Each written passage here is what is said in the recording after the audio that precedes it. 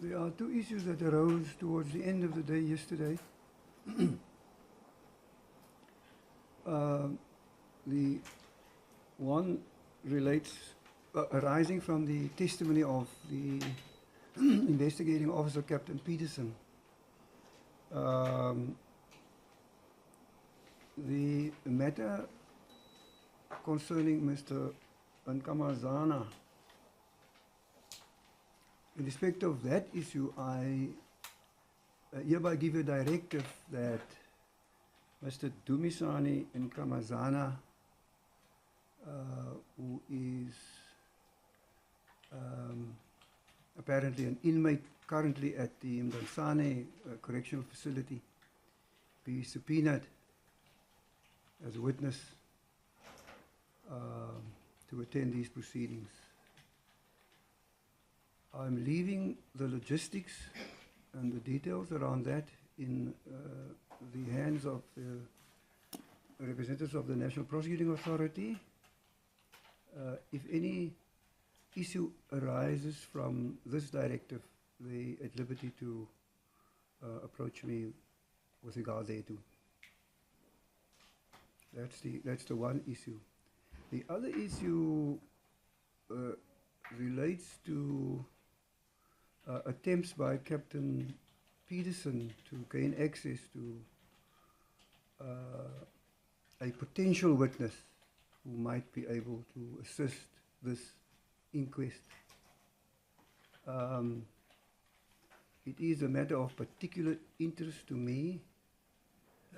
However, I'm not issuing any formal directives or orders in that regard at this juncture. I've had an opportunity to raise that with the representatives of the National Prosecuting Authority, and for the moment, we're not ignoring the issue. For the moment, they have kindly indicated that they will pursue that matter informally. So those are the two issues that I just needed to clarify. That having been said, we are still dealing with the testimony of Captain Peterson, whose cross-examination has been concluded yesterday. So if we can proceed then with Captain Peterson, who is coming forward at the moment.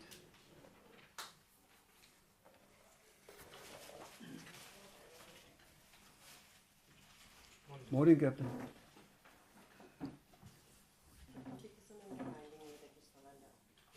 Yes. You're at liberty, yes, please. Ms. Bosman? Thank you, my lord. Good morning, Captain Peterson. Morning.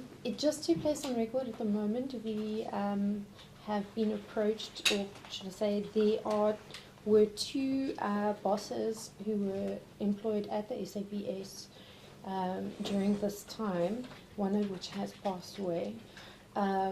Yesterday evening, the other brother made contact with us and indicated that he was the detective in the matter and has indicated that he will be willing to assist us.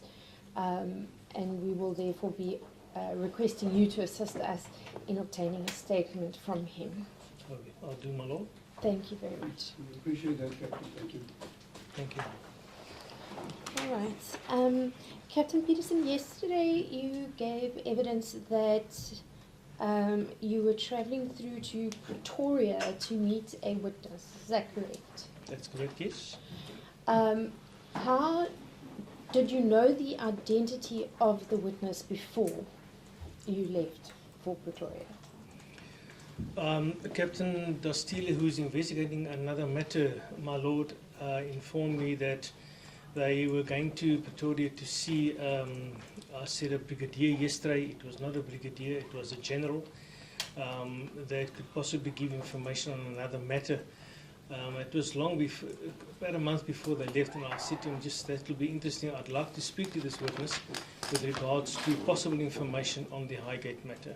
Okay, thank you. And then, the trip was undertaken by yourself and Captain Dastile, right? Myself, Captain Dostile, and Warrant Officer Bobby. And Warrant Officer Bobby, thank you. Were arrangements made to meet the witness before you left for Pretoria? We were told that we need to speak to Madeleine Fullard and that she would provide us with the address. We then met with her at the NPA office, at the Missing Persons Task Team's office, where we discussed it, and that's where we were told that it would not take place. So is it your evidence that you travelled to Pretoria without having made an appointment to discuss the matter with the witness? We couldn't make an appointment with the witness because we didn't have the address, but we knew that Madeleine Fuller had the address, and that we were instructed to go and chat to her first, and she would then give us the information with regards to the general, which we then would go and see afterwards.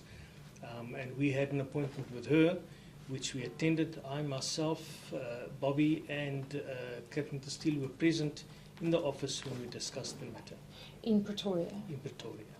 And who from the NPA was present? It was Madeleine Fullard, and there was another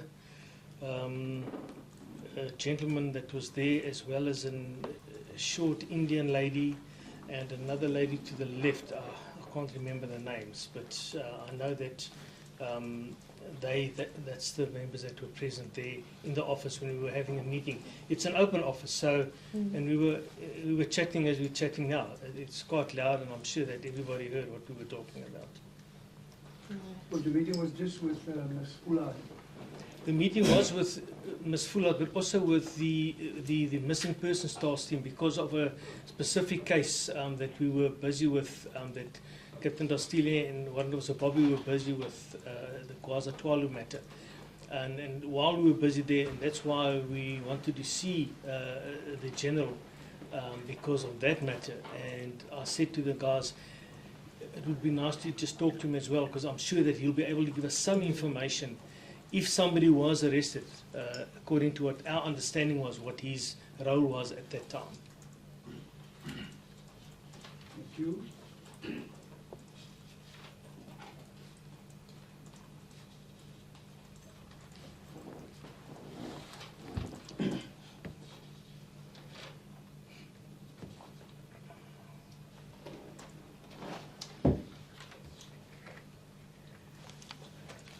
Thank you.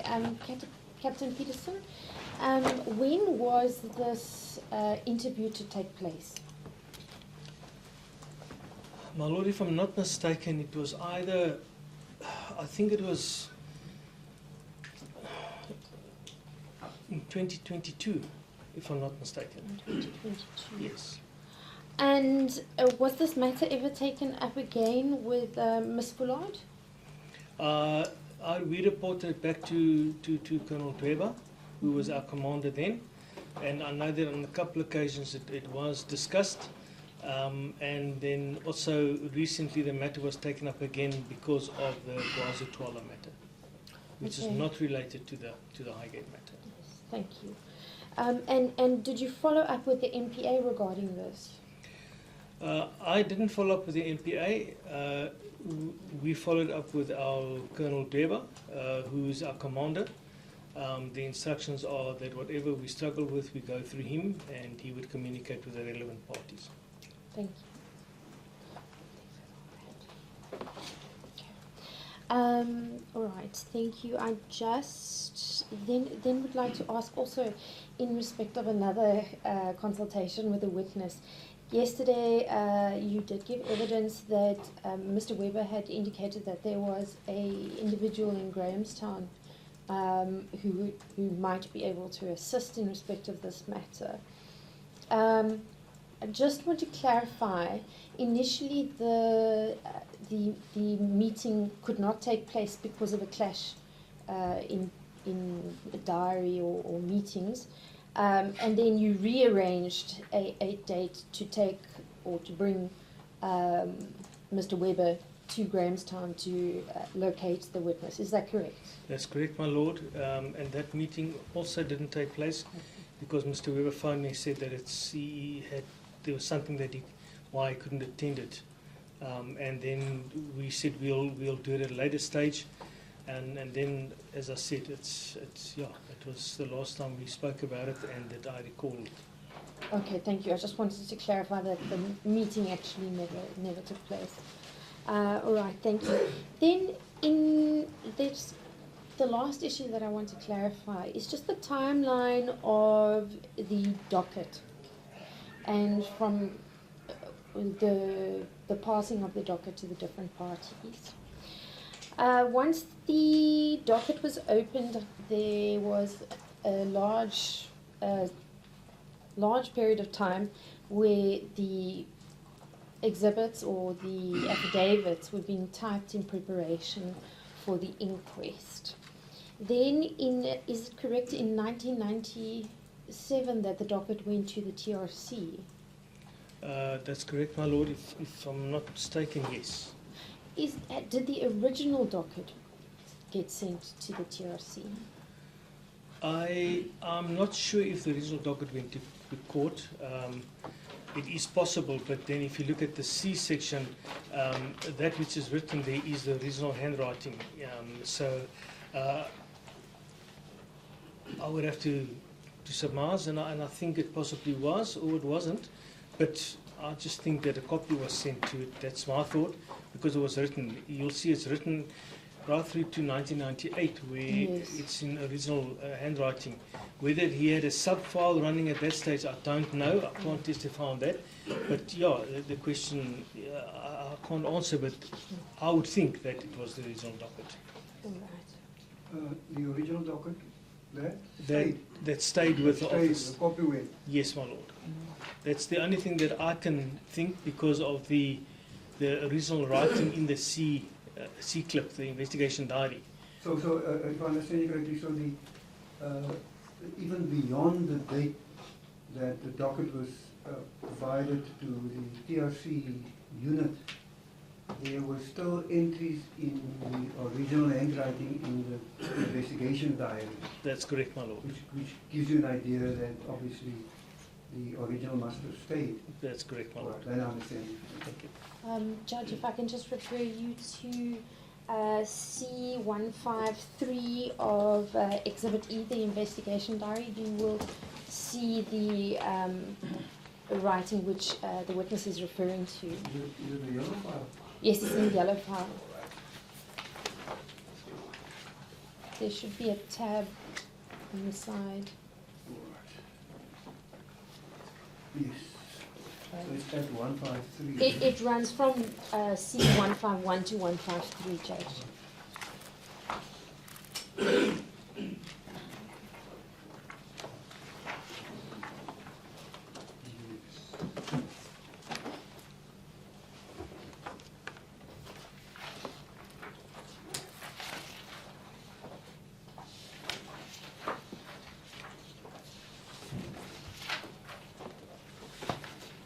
Yes, I see. So it's up to the 1st of December 1998. Is the same note TRC hearing to be finalized. All right. That's Thank noted. you. Thank you, Ms. Bosman. Thank you. Right. Do you know who dealt with the investigation or with the file which was sent to the TRC? No, my lord. Do you know when the document or when the docket was received back from the TRC? No, my lord. Right. Do you know when Mr. Alsby left the SAPS and became a private investigator? I do know, but I can't recall the date now, my lord. It's in my file at the office with all the members and stuff. I presume it was early in 98 or 2000. I'll have to just go and look, but I do have the date available, but not with me now, my lord. Apologies for that.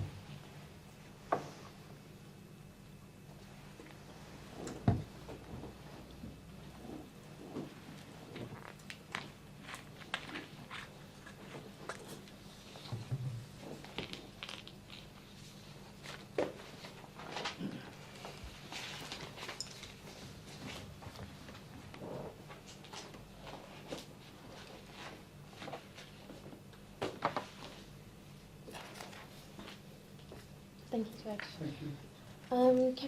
Captain Peterson, sorry, do you know during that period of time when leading up to the TRC, when there were so many entries indicating that it should be prepared for an inquest, is it correct that the SAPS would rely or need a directive from the Attorney General in those days to be able to prepare for the inquest? My Lord,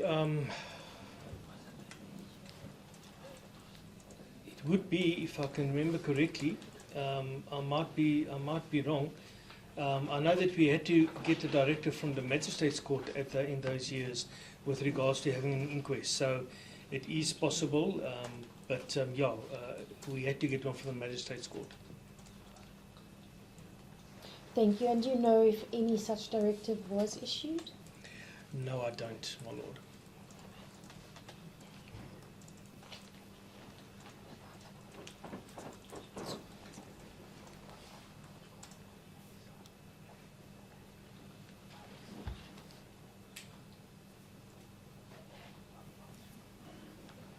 Thank you, Judge. I have no further questions. Thank you. Thank you, Ms. Osborne. Captain, are you still on page C153? I'll open up here, my Lord.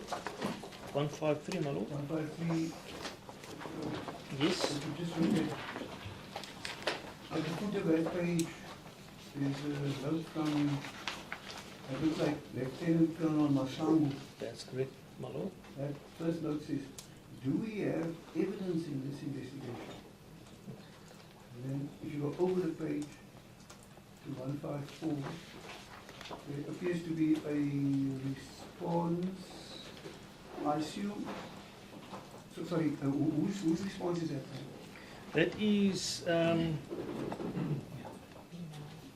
That is Captain Nell's response. Captain Nell. On the 14th of the 8th, 07. And he writes there in paragraph 1, obviously it's when he registered the inquiry, then he also put the number in there. I think it's either 7 or 2 of 8. Oh, this writing is so small. No, Yeah. I thought you might have little up. So that first note says, noted. That's correct. It says Full noted. stop. Yeah. Yes. Noted, full stop. And then, Cat's inquiry. say again, what's it? Noted, full stop. Cat's inquiry. Oh, cats. Cats, What yes. is that? That's crime against the state. Okay. Crimes against the state. It could either be a 7 or a 3 of 8/20/11, 2010. Yo, Yeah. I can't make it out here. So that is, Was opened, was opened. yes. All right. TRC case. TRC case. That's correct, my lord. Point So, 2, point yeah. 2, 3, and 4 was just noted. You noted those other Instructions, yeah. of the Lieutenant Colonel. So Lieutenant Colonel, my lord, Lieutenant Colonel Maflango obviously received this docket for inspection yes. on something of the 14th of, something on the 5th. I unfortunately have a copy, I don't have the result, where he says, do we have any evidence in this matter? Yeah. And then point 2, according to the entry that this docket is TRC matter, finalize the matter with a brought forward date. Yes. So I'm just trying to work out whether Captain Nell gave a direct response to the first query of the Colonel. He did answer him, but he didn't answer him on whether there was evidence or Do we not. have evidence? Yes, he did not answer He on didn't that. answer that one. No, sir.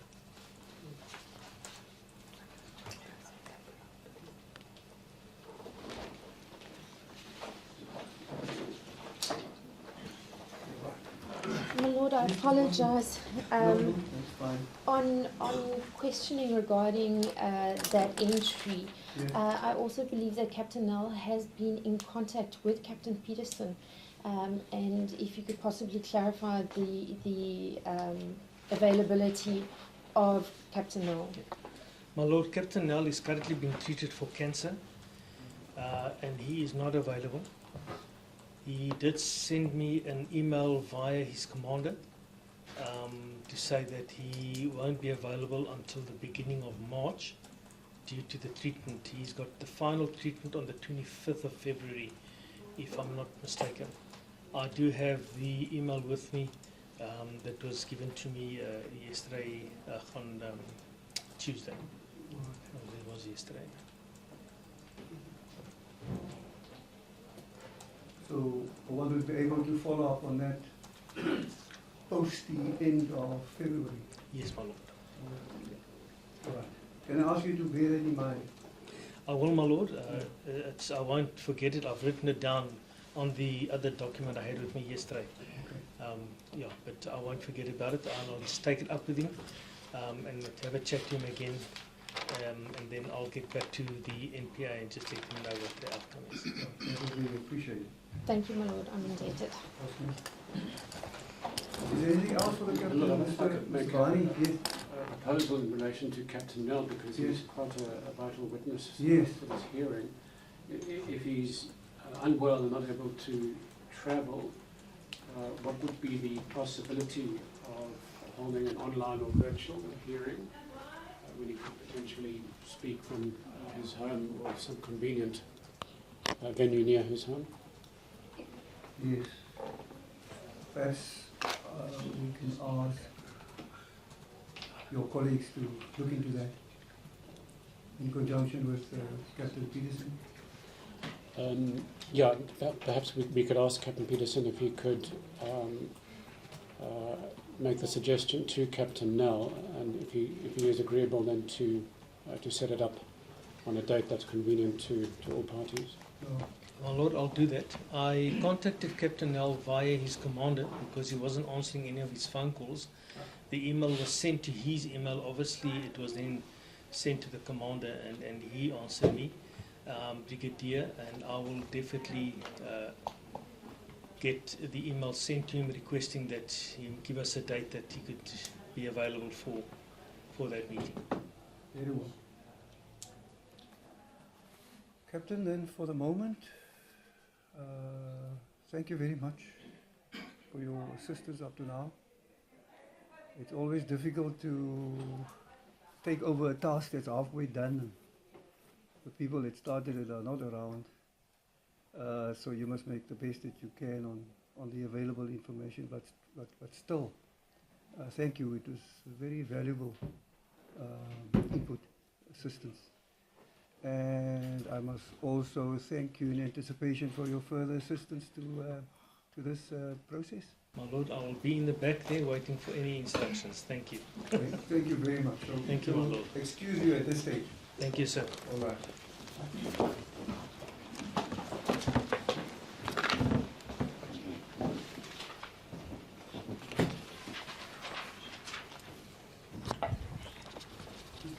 Where does it leave us? My lord, at this stage, in the schedule which was prepared, it would now seem appropriate that the victims and family members proceed with evidence. Thank you. Mr. Barney, we'll leave that in your hands. Yes, indeed, sir. Your Lordship, we have currently 4 witnesses. We've provided Your Lordship with their statements in Exhibit C, and as mentioned yesterday, we are currently taking a statement from a 5th family member, Bernice Whitfield, and we're hoping to submit that either later today or first thing in the morning. Lord, our first witness will be Neville Belling, one of the survivors of the Highgate Massacre. Very well. Thank you, Mr. American.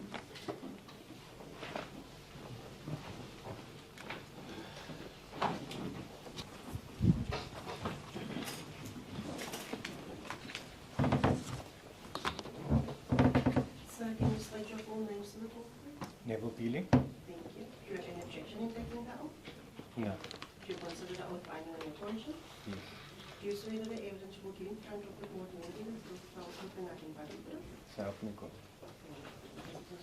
Thank you. Morning, Mr. Beleng. Yes. All right, please have a seat. Thank you. All right, Mr. Vani. As the court pleases. Mr. Beleng, I imagine that this is a day that you, your family, and your friends who've been through so much trauma have been waiting for. Am I right in saying that? We will have to ask you to relive what you went through on the 1st of May. And we understand that this may induce some emotions. You may have to take the court through the pain and suffering that you went through. So we acknowledge in advance that that may be a painful experience for you. But let me assure you, Mr. Beleng, you are amongst a very supportive audience here today. We want you to feel as relaxed and as natural as possible. Should you need a break or a moment, you simply raise your voice, and I'm sure the court will accommodate you. So, Mr. Beleng, perhaps we can talk a little bit about the kind of life you were leading before the massacre took place. So could you indicate perhaps the job you were doing, as well as your typical lifestyle as a young man prior to the 1st of May 1993? Judge, at the end of 1989 I left school. Between 1990 and 1992 I worked in casual jobs. Where? In casual jobs. Casual jobs, I'm sorry. No, casual. And just take it easy. I'm trying to just keep up with you. Okay. I'm going to take notes of what you're saying and the other lawyers as well. So just relax. Take your time. There's no rush here. All right? Okay. So 1990 to 92 you were doing casual jobs. Yeah, casual work. All right. Okay. And you can take it from there. And in August 1992, I got a phone call from my sister from Tegama Textiles that they were looking for young men to work there. So I went in for an interview, and after 3 interviews, I was told I could start the next day. And then I started working at Tegama Textiles in the printing department. And while I was at in the printing department, they sent me on a 3-week Heister course, which I passed with distinctions.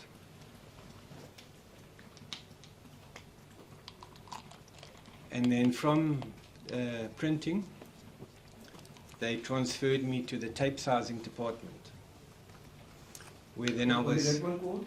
tape sizing. Tape sizing. Tape sizing. Tape sizing. All right, all right. That's where they prepare the yarn for weaving and then printing. All right. So how old were you at this stage? When I started work, I was Yeah. 20. 20. 20. And I assume from the name, the Tegama Textiles, is it a business that manufactures Material. material? Correct. Oh, okay.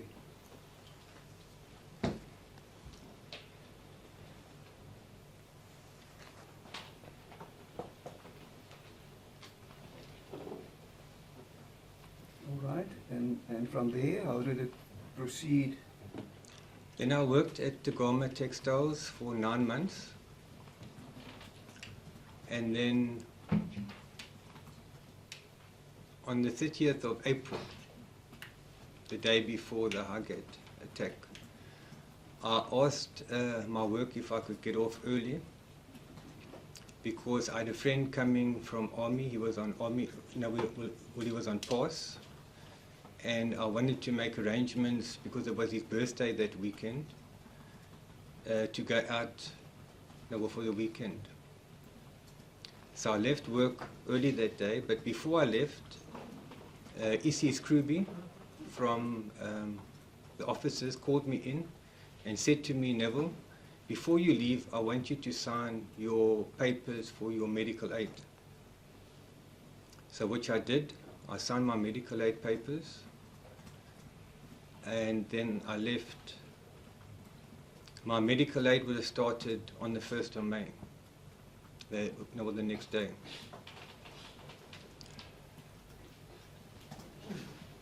And then the Saturday came. Is this 1993? 93. Oh. 93.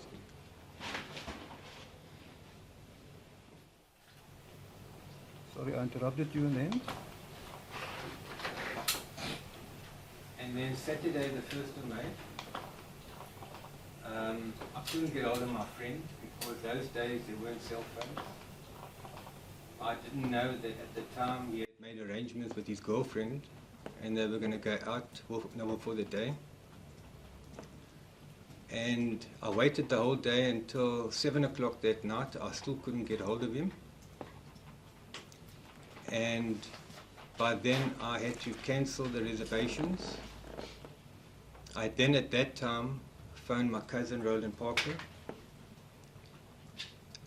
and asked him what was he doing. He said no, he was sleeping. So then I asked him, would you feel like going out? I need to get out. So he said, no, that's fine. So I said to him, okay, I'll go get showered. He gets ready, I'll come pick him up. I got to his house, picked him up, and that's when we went out that evening, the 1st of May. We first went to a hotel called the Continental on the beachfront. And we went in. It was very quiet that night. There was hardly anybody in there.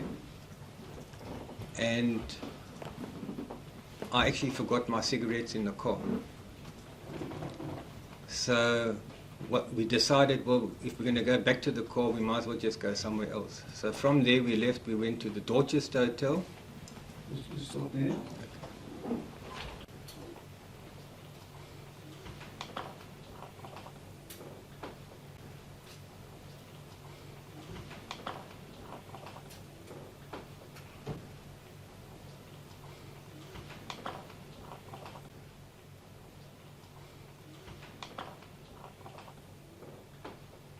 So you had to fetch the cigarettes, but then you decided, look, it's too quiet. We go somewhere This else. joint is not for a young guy. We didn't want a lively place, but we also didn't want a very quiet place.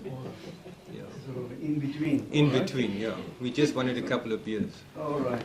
And what was the name of the other place you see? The Dorchester Hotel. Dorchester. Yes. Was it also a hotel? Hotel. All right.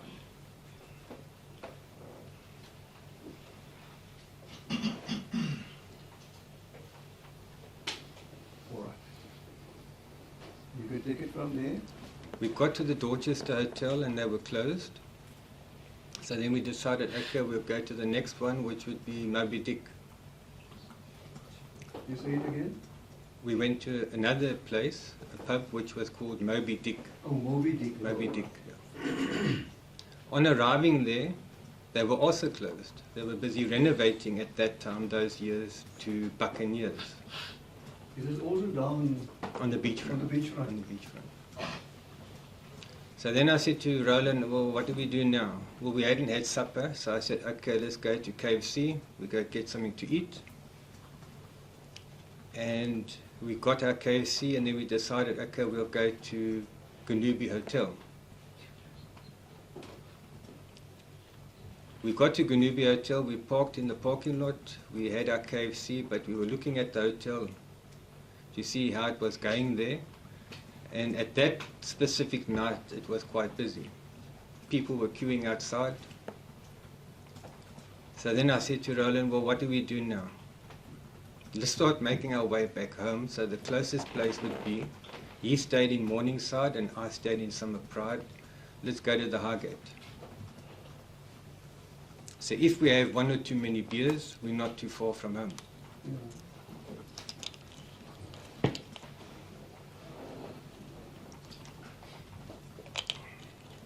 Anyway, we went to the Highgate.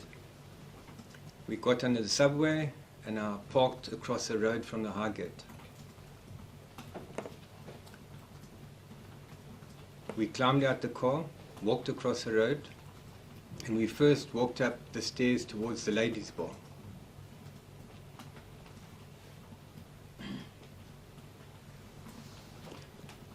Is that what's food tracker road? What the John's Pass Correct. Road? Highgate. Correct, You park there on the side of food tracker. correct.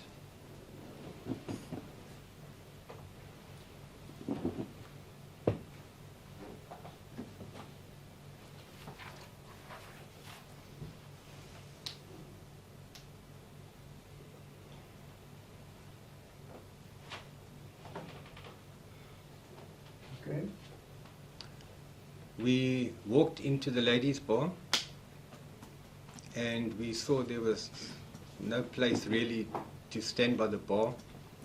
So I said to Roland, look, I need to go to the bathroom, which I went down to the foyer, or past the foyer there at the back. I went to the bathroom over there.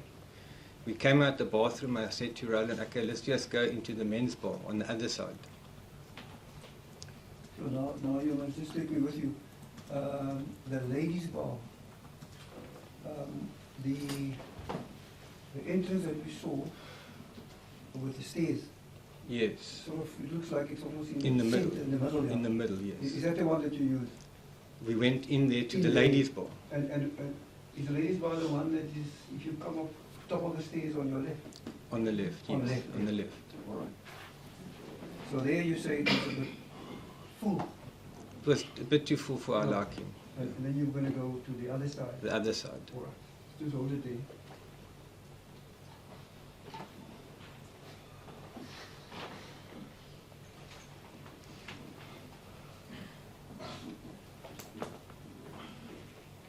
Okay, and then what happened? So we entered the men's bar and we took seat by the bar counter in line with the door. And Alfred came to us. We ordered 2 beers. Alfred brought the beers to us. I gave him the money. I was waiting for the change.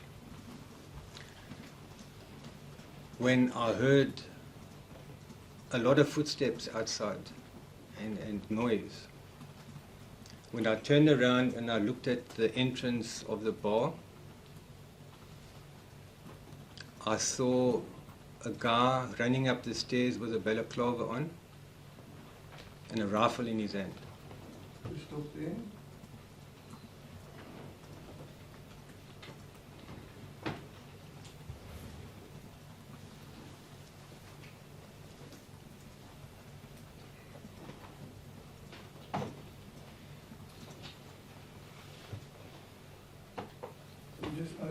I'm just trying to orientate myself now. So you were in the, you said it's called the men's bar. The men's bar. That's the one that you showed us at the station. Correct. Yeah. So, and you also showed us about where you and Were your sitting. cousin were seated. Correct. Right. And you said you looked towards the entrance The entrance of the bar. of the bar, okay? And then you saw somebody with a balaclava and a rifle. A rifle. Right. And what was that person doing when you saw it for the first, or her for the first time? They were running up the stairs. Running. Was it one person or more than one? I saw one You person. saw one.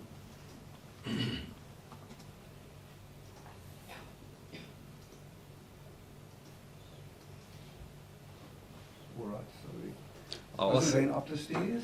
I also heard a lot of metal rattling while he was running.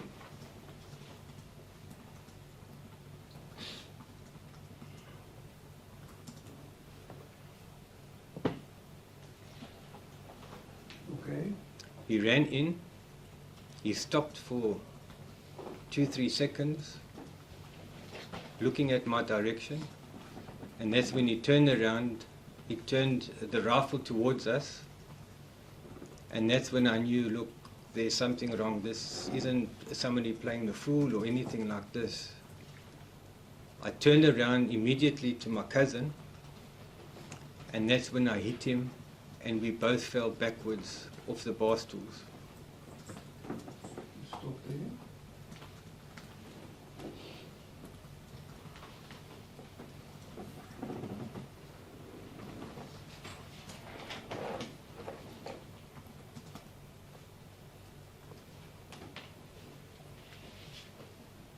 So just before this person did anything, you realized there's big trouble here. Yeah, Then you both fell backwards. fell backwards.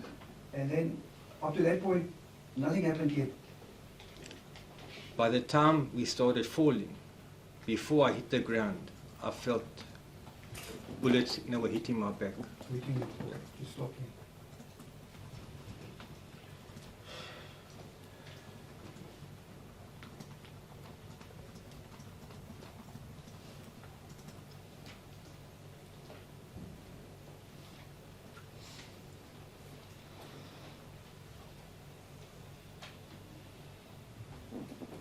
You heard, obviously you heard, I assume you heard gunfire. Yes.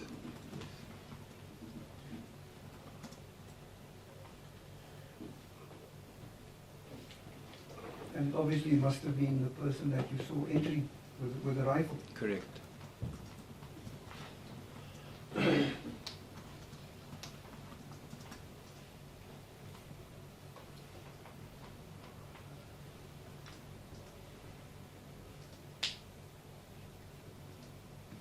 All right, so you got hit, you fell, I suppose, on the ground, On the ground.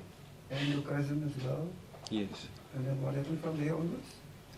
By the time I hit the floor, my left arm felt like rubber. I couldn't feel it. My left leg I couldn't feel. And then it was just automatic shooting, continuously. So your left arm and your right leg? Left leg, left. Sorry, your left It was leg. all my left side. Oh, your left side. Yes. All right. And you say there was just continuous firing, Continuous shooting. shooting. My back was facing, I was laying on my side.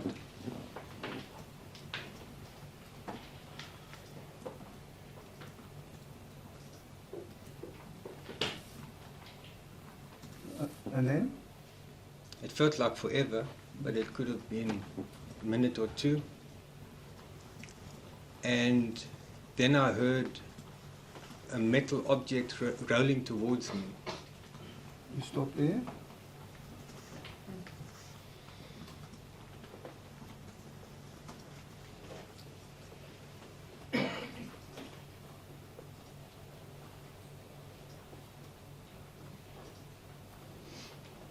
And then? And then I heard it ignite or explode, and I heard a gas sound blowing out of it.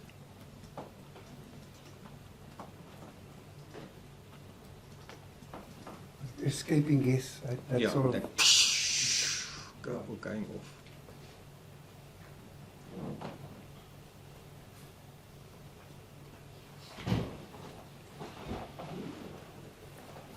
Then? Then I heard another noise and something rolling, and then an explosive went off, a grenade went off.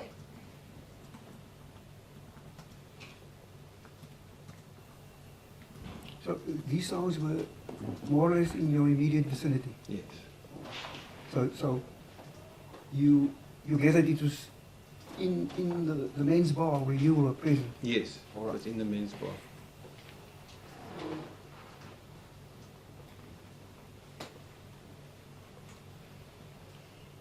So there was an explosion. Explosion I've never heard in my life before. The whole building shook.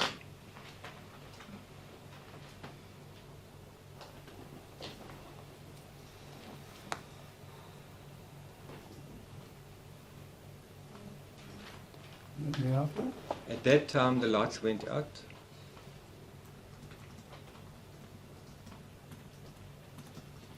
And then we were stunned for a while. I couldn't hear anything.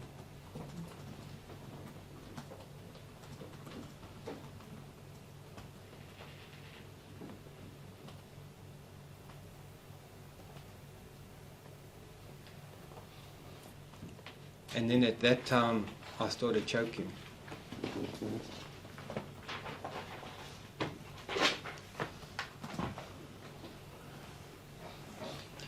I have experienced tear gas in my life prior to the attack, but this was tear gas I've never experienced in my life. It was like a heavy powder that you were breathing in and a smoke,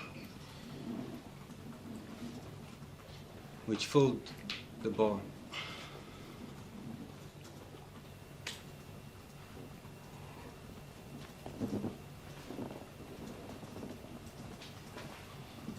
I tried to lay as long as I could, not knowing if the gunmen are still behind us to finish us off. Okay, just stay stopping.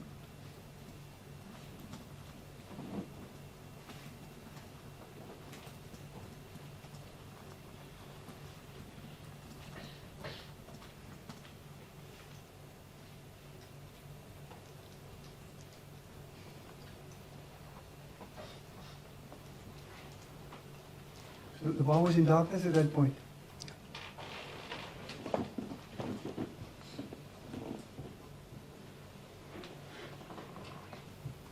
So you lay as long as you could, and then As long as I could, till I couldn't take it anymore. I was then really choking. I couldn't breathe anymore. And that's when I thought, well, if they're there, they must now shoot. But I have to do something. And I put my arm out and I touched my cousin. I shook him. I said, Roland, are you okay? He never responded.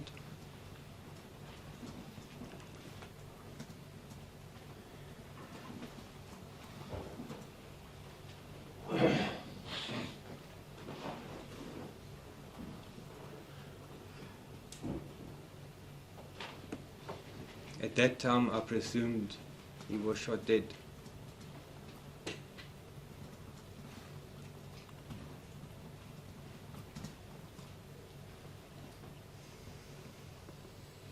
I knew I needed to get out there, get help. I didn't know if there was anybody still alive, if I was the only one.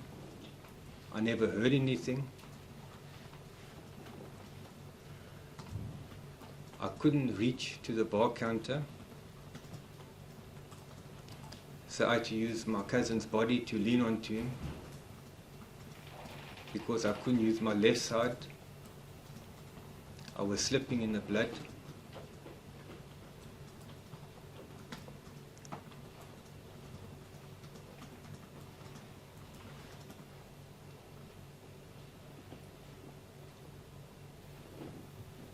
so you leaned on his body. What did you do then?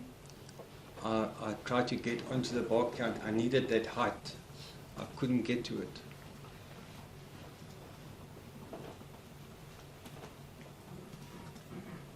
You're trying to grab the counter. The counter.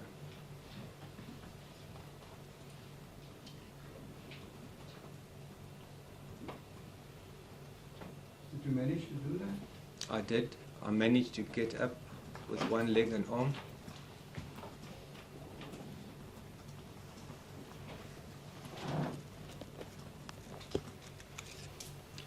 When I got up, I just gave a quick look around. I couldn't see anybody. I looked at the door.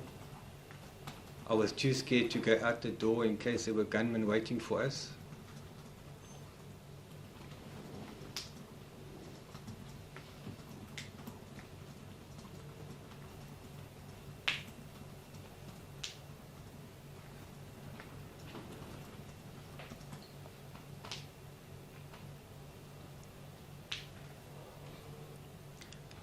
Still battling to breathe. I was dragging myself along the bar counter as far as I could, knowing that there was another entrance at the back.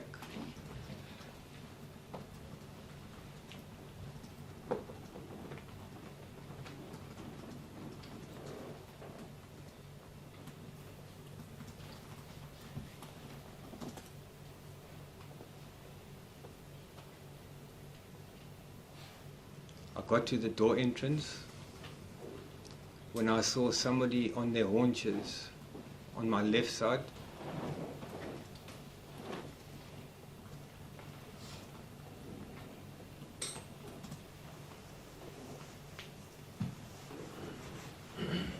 This guy immediately got up and he grabbed me to help me in, and he kept on telling me, get down, they can come back, well, get down. I said, I can't, I need to get out here, I'm dying, I need help.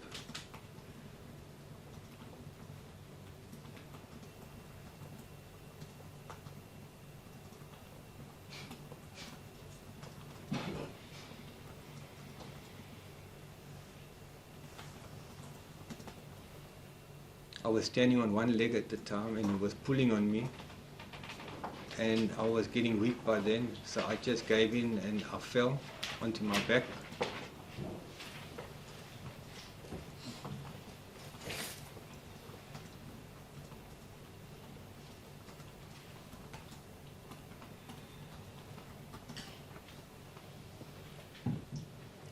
And then I kept on telling him, I need to get out here, I need help, and I can't breathe.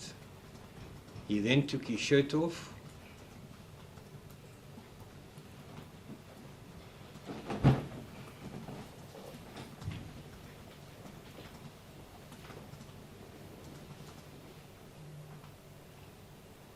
And then I think he tried to wet it, it could be with beer, or I don't know what he wet it with, but he put it over my face so I could try to breathe.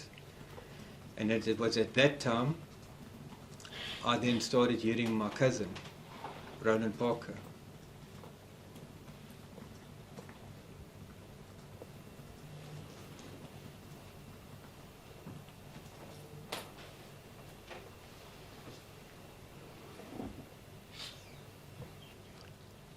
My nickname is Chappie. My family named me as Chappie, and he started shouting, Chappie! Chappie! And I shouted back, I said, Roland, I'm here, I'm in this room.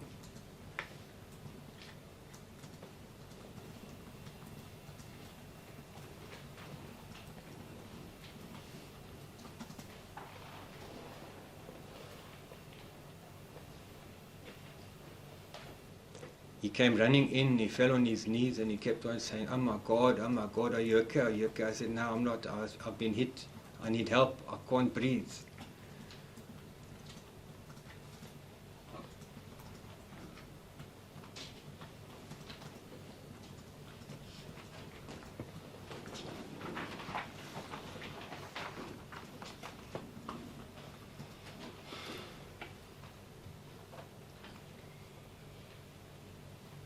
And that's when he ran out again, also to catch his breath and to see if anybody could assist.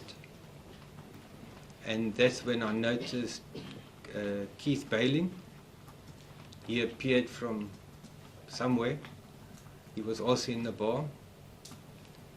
Is it a relative of yours? We are Related? far distant. Far distant, okay. Yes, we are. So you saw him? And he had managed to run to the glass door, which he was which he was battling to open. And I heard them battling to open the door, and Roland was on the other side trying to pull the door.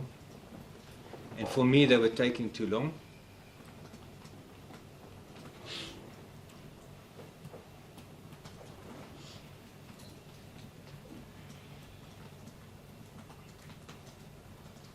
And then I shouted to Keith,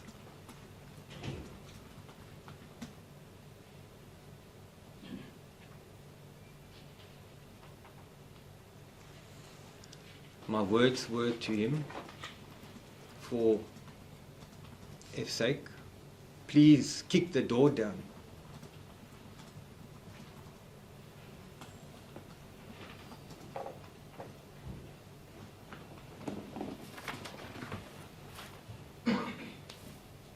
And that's when I started hearing them kicking the door, glass breaking, trying to rip the door open. I could hear the door being opened and glass all over the place.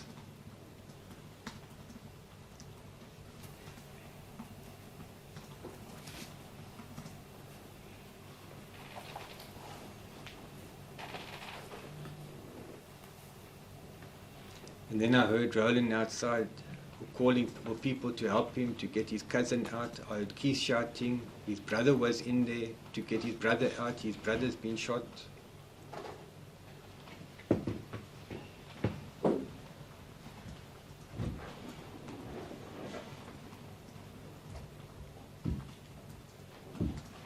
And that's when I saw Roland running in with 2 other guys.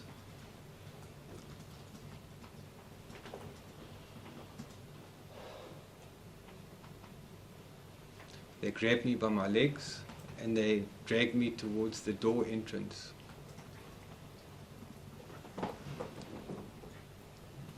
By the time they got to the door with me, I had seen lots of people standing around. I couldn't make out who they were. And the ambulance was there. They assisted to put me onto a stretcher and they put me into the ambulance.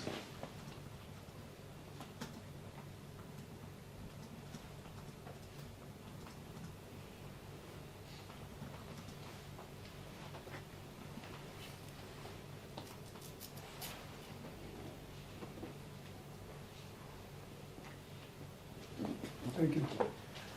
Ms. Vani, I just needed to get as much as detail as possible of that part of it. Sorry, I took a bit of time for that. No, indeed, Lordship, this is absolutely critical evidence and we're indebted to the court. It's over to you again.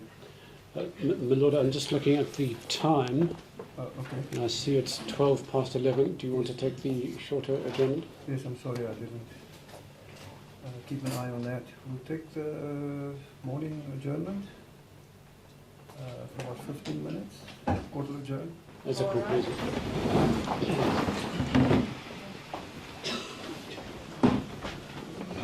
Mr. Ryan? As the court pleases. Mr. Belling, just before tea time, you had taken the court through this horrific story of what happened on the day in question. And your last bit of evidence was when you were taken into the ambulance. I don't want to interrupt that story. I'd like you to continue your narrative. And once you're done, then I will have some follow-up questions for you. So you can pick up the story from when you were ultimately placed into the ambulance. Judge, I was then placed into the ambulance and then they had put Billy Bailing into the same ambulance. And Keith's brother. yes, Keith's brother. Keith's brother.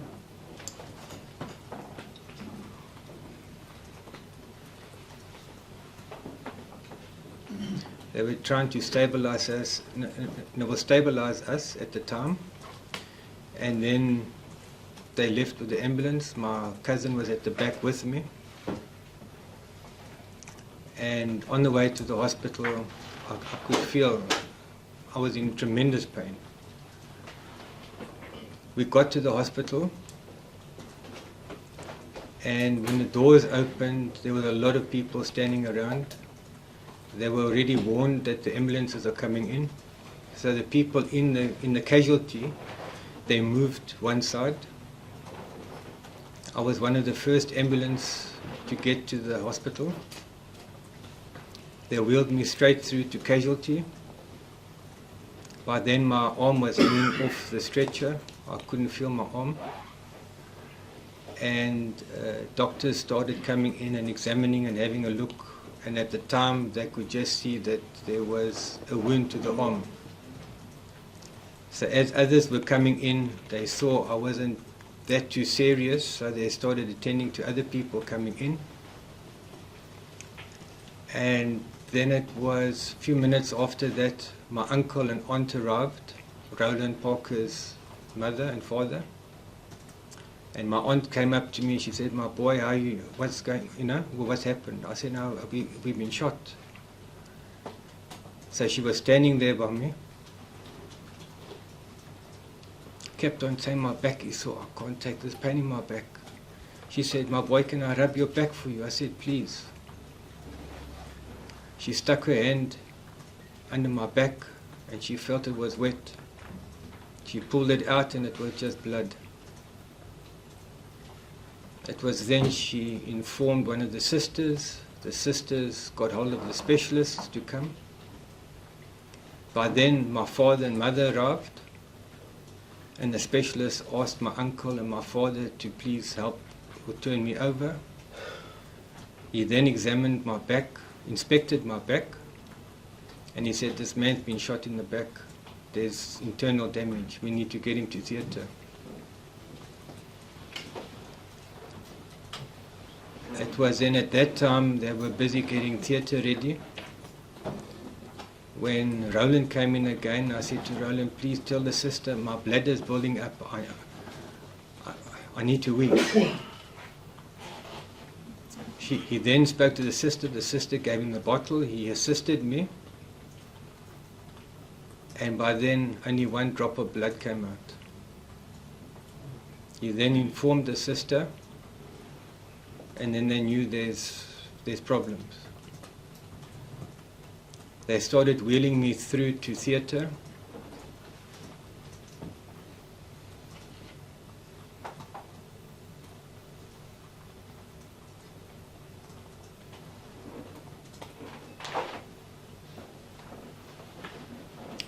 When my mother and father walked up to me, and I said, I can't talk. I need to go. I'm dying. I need to get to theatre. They put me in the lift, took me to theatre. We got to the theatre doors. I saw the doctors prepping. And I saw Dr. Waite, the surgeon of the hospital at Fear. And I shouted to him. I said, "Doc, help me. I'm dying." And that's when I passed out.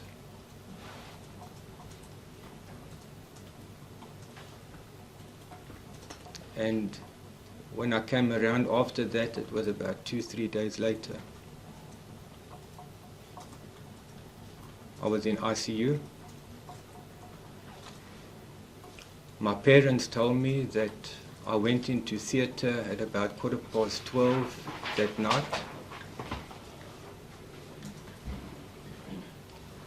And they waited at the theatre till after 6, something to 7 the next morning, when Dr. Comfort came walking out with his blazer over his shoulder, and he walked up to them. He then said to them, all we could do for this man now was just to stabilize him.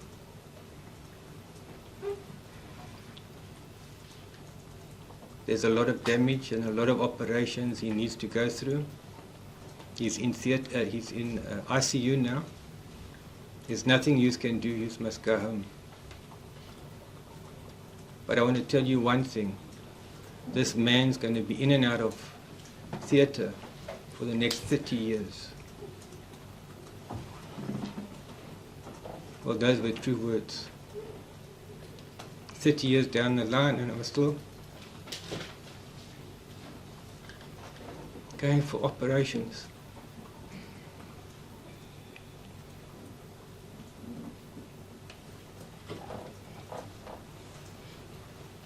Thank you, Mr. Belling. Before you proceed, am I correct in saying that you have made out 2 statements in this case? The first statement you made was to the South African police before Daryl Else on the 9th of June 1993. If I'm correct, then you just have to say yes. Yes. And then a more recent statement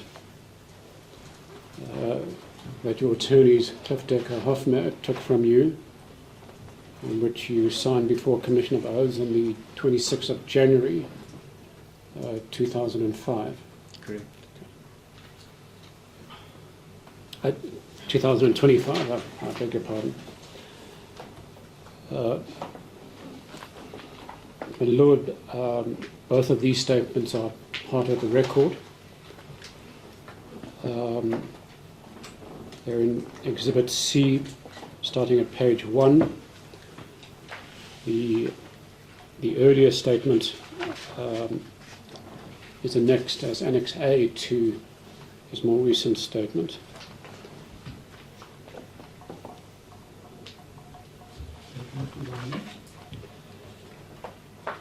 Mr. Billing, if I can just ask a few follow-up questions about the actual shooting itself. Okay. You mentioned to the court earlier this morning that at some point you noticed a gunman enter. Correct. Can you describe, if you recall, what he was wearing at the time? He was wearing a black balaclava On his head? on his head. And was that balaclava pushed over his face? I could only see the eyes, nothing else. Right.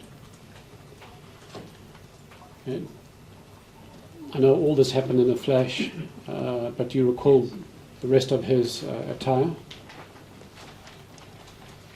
I vaguely recall a brown jacket, and that's all. Okay. And was it just one gunman, or did you notice any others? I saw one Just one. gunman.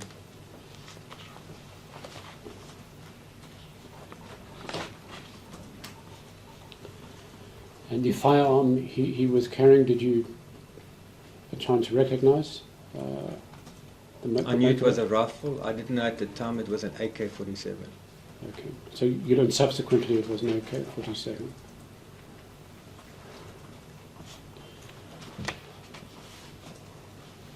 Now, of course, at that time there was chaos and mayhem going on in the bar. In your first statement that you made in June of '93, and my Lord, this is at page 20 of Exhibit C, paragraph 11.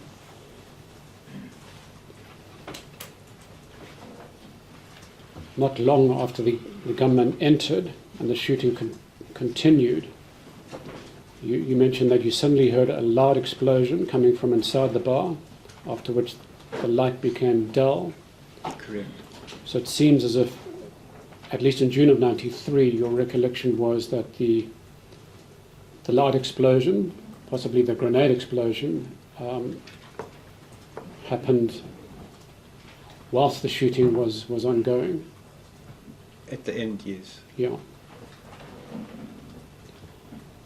And then after that explosion, in paragraph 13, you mentioned that suddenly you heard something rolling on the floor behind you, and you feared that this could be another grenade. Correct. Is that correct? Yeah. Well, in fact, as you set out in paragraph 14, you then heard the shh noise, which you Yes. spoke about this morning. So that was in fact the tear gas canister that was being released. Correct. So it does seem, at least from your evidence you gave in the June '93 statement, that the grenade explosion happened first. No, the tear gas was first, and then the grenade. Okay, is that your recollection That's now? correct. All right.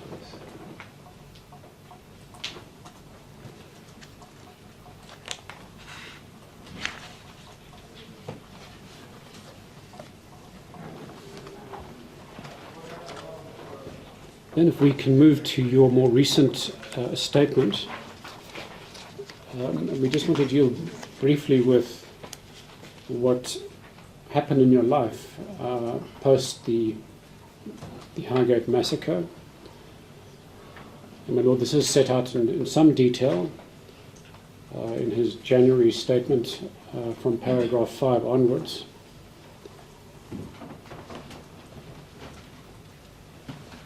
Can you just give an indication of the kind of medical treatment that you've had to endure over the years, including the surgeries, the medication you've had to take, and how this has impacted on your day-to-day life? Judge, I've had over 50 major operations since the shooting. I know on 3 different occasions in theatre I had heart failure because of the anaesthetic. There was a time in '93 I had so much septicemia setting into my body because of bone fragments moving around, because my hip was shattered, my pelvis was shattered, my bowels were ripped through, my bladder was shot off, and through all that I developed septicemia. To the point was when they were taking me to theatre, my heart couldn't take the anaesthetic with the amount of septicemia I had. There was an occasion where I was having a double operation, abdominal and with my hip, 2 different specialists. When they put me under anaesthetic and they just started operating, I went into heart failure. The anaesthetist at the time was Dr. Stevens, and the doctors had to step back and had to start resuscitating me. He explained to me that they had to shock me so many times, it was 12 times that they shocked me, and they still couldn't get me back. And the last option they had was injecting my heart with adrenaline, and that brought me around. I had burn marks on my chest. They had to send me for x-rays afterwards, where they thought they had broken my ribs, the way they shocked me.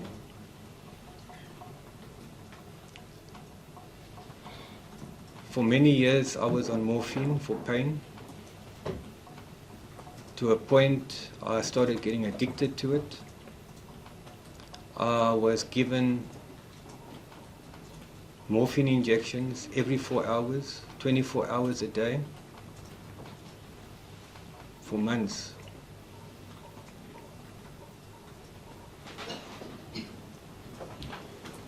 Thank you, Mr. Belling.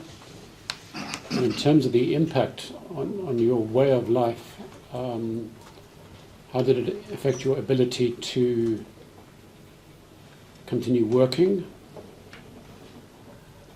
I could never work again after that. It affected my company that I was working for.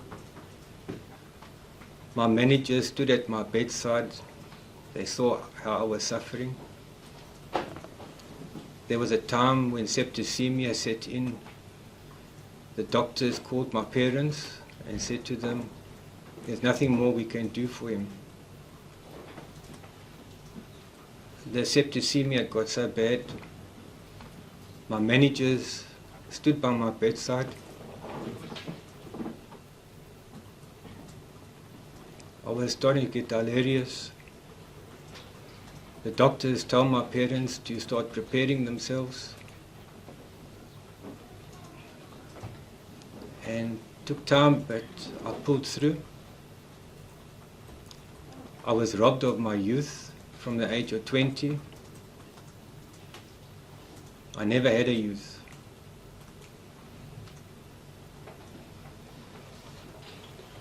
And it wasn't just physical pain and suffering that you went through. No, it There was was. also huge emotional impact and psychological trauma. Correct. Can you indicate to the court how that impacted on your life?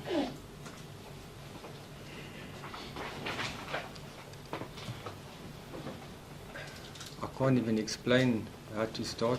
I mean,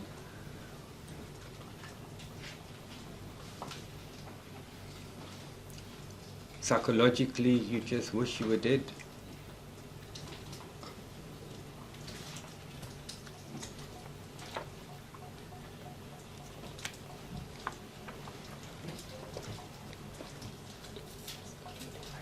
Perhaps we can move, Mr. Billing, to yet another traumatic incident that you experienced. A further shooting incident in 1995. What happened then? When I finally was able to go home, I needed assistance, which then I needed a private nurse to assist me at home. I had a lot of wounds that needed to be dealt with. And on this particular day, I had an appointment, a doctor's appointment with Dr. Berkowitz. And she helped me to my car. It was around school holidays. I'm not too sure if it was June or December holidays. My young cousin Pietro was down on school holidays, and we're very close. And while the nurse was helping me to the car to get me in, Pietro was standing alongside the car by our prefab wall. And getting in the car, I heard automatic gunshots going off. Our next door neighbor, Uncle JP, he was in the garage. He heard the gunshots going off. The bullets had gone through the prefab wall, ricocheted, and hit the tiles of his roof. The nurse helped me immediately into the house. My father phoned the police that there was a shooting that took place. The police came out. I can't recall if it was a captain or sergeant, and I think it was Dutton. I can be corrected on that. That was on duty, that came there, and other police. We explained to them what happened. They inspected the yard next door. They looked on the roof. A policeman got up to the roof, inspected where the tiles came down, and they found a projectile in the roof. The policeman came down, came to the house, showed my father and me. We saw the projectile that was mushroomed, but we could see it was a bullet. He then said to us they will send it in for ballistic testing and he'll let us know if there's a trace to that bullet. It was a few weeks later, my father phoned him again and asked him, have you got anything back from that bullet? He said they did get something back from ballistics, but ballistics said that it was not a projectile, it was a piece of metal. And that's the last we heard from that incident. Right. If we can return to the Highgate massacre,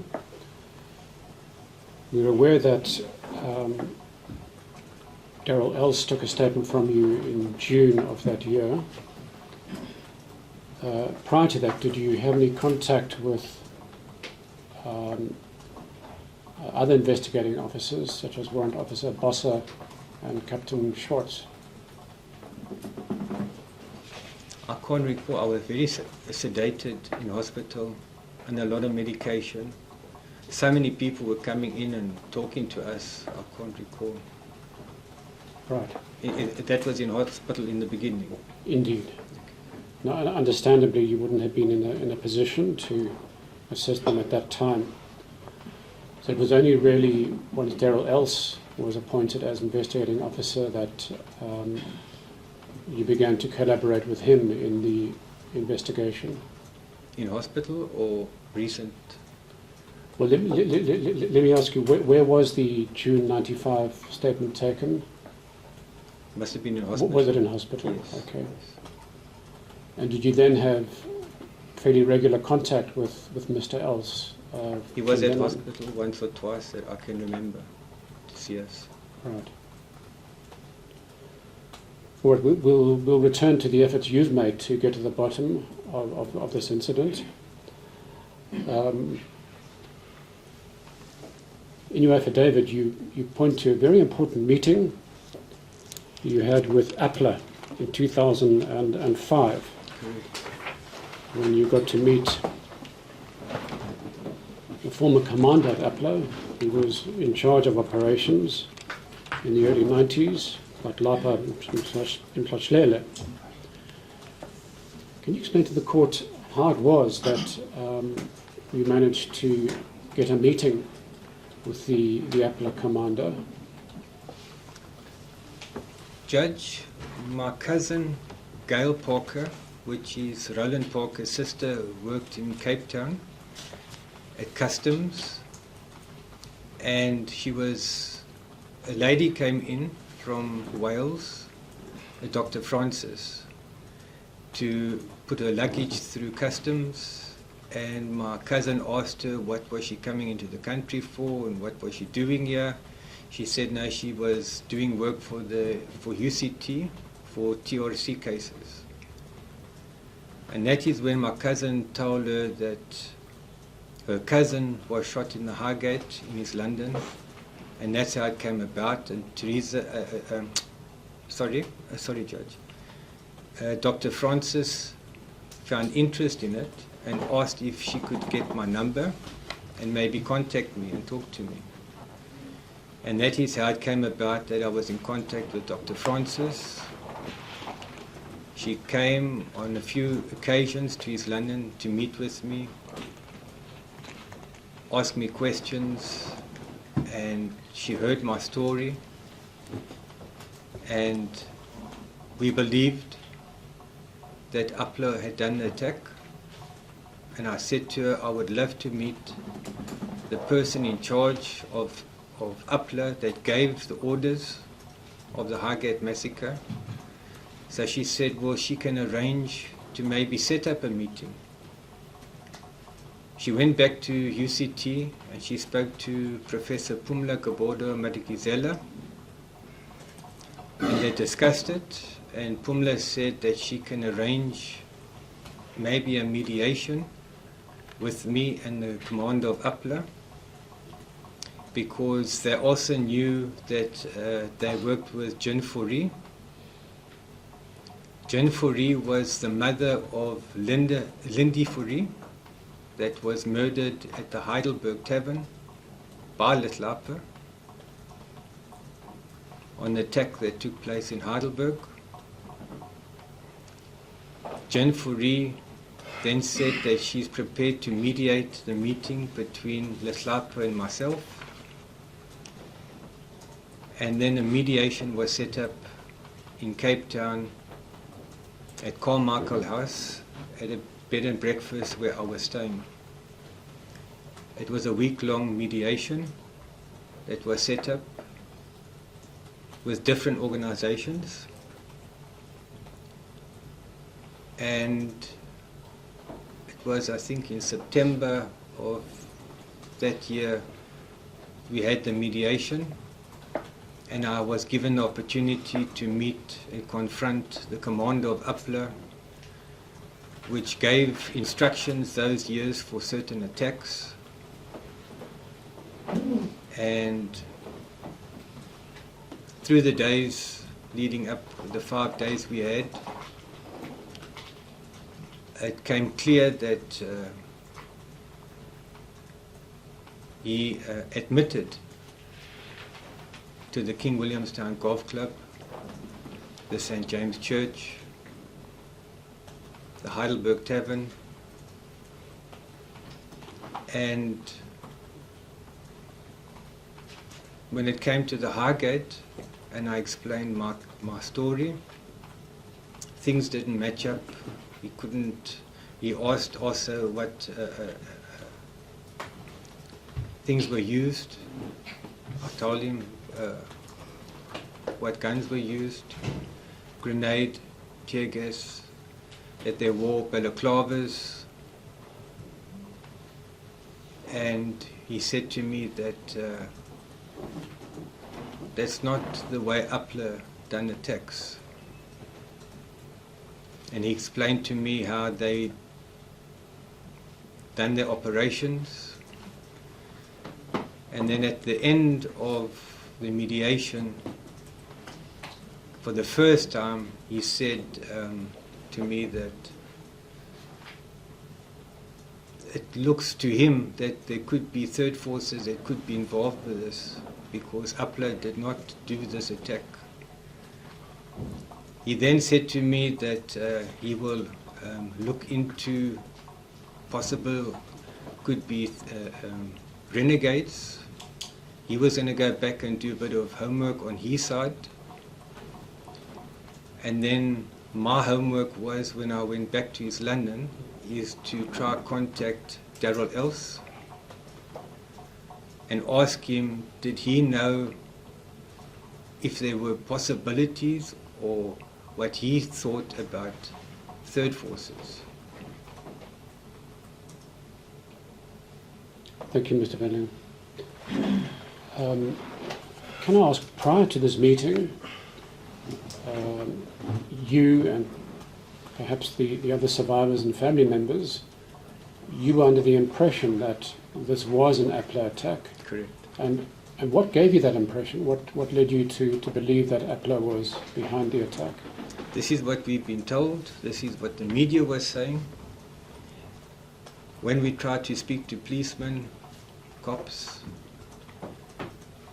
it was Appler. The media was telling us it was Appler. We had no idea. It could have been anybody else but Appler. With TRC, everything was facing to Appler. I have asked a lot of questions to a lot of people, especially when I'm around cops, policemen. It was always Appler. The name Appler always came up. There was no idea it could be something else. And so, after your meeting with Mr. Mhlalela, did you change your thinking on who the perpetrators might be? He never convinced me straight away, but now I started thinking, could this be somebody else now?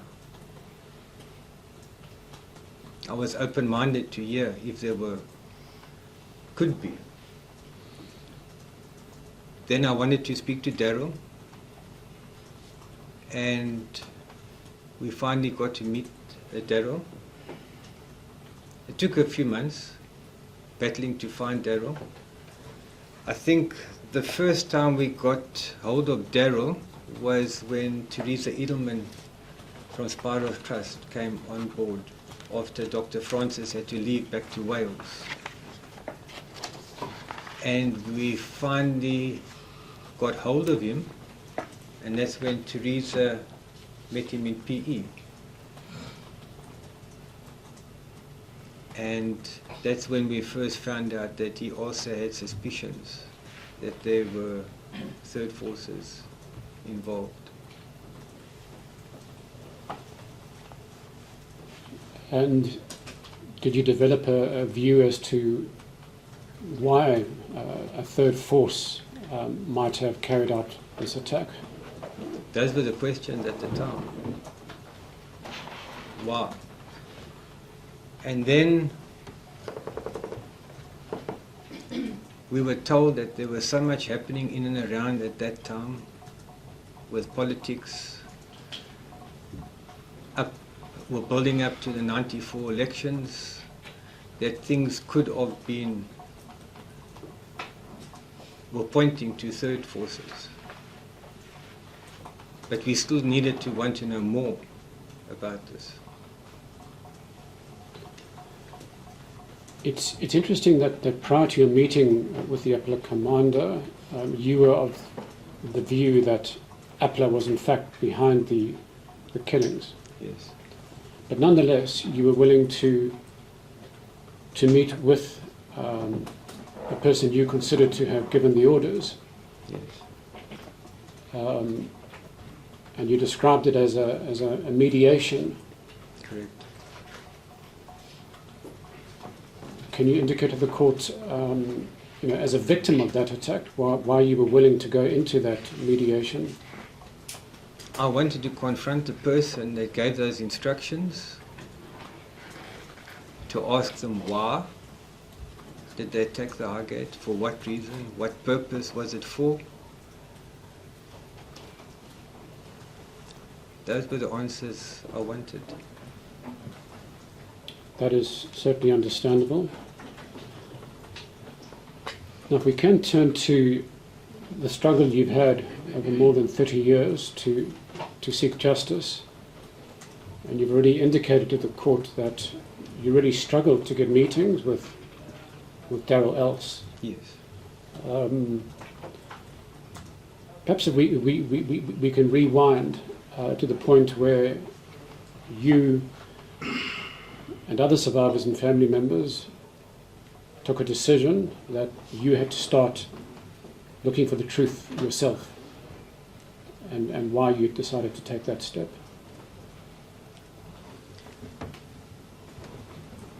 Well, we first had to let the other survivors know about the mediation. Teresa then set up a meeting at the Kennewa Hotel to inform the other survivors. Leslape came and met with us. Darrell Else, Christian Botha was in the meeting, where we had to inform them what Leslape had told us and what Darrell had told us, and that there could be possibilities. And then Teresa started working with us. We set up an organization, the Highgate United Group, for us survivors. And when we established that, then Teresa helped us draft a letter to the national prosecutions to ask for the reopening of the Highgate so we can seek answers. And that's when we contacted Advocate Mthunzi, and that's where we started. Advocate Mthunzi, where was he from? The National The Prosecution. National Prosecuting Authority. My Lord, we will be calling Teresa Elderman, who's played an important support role for the family members and survivors. We're also attempting, my Lord, to secure the evidence of the Appala commander, who's currently in India, and we're hoping to set up a live video link between ourselves and him.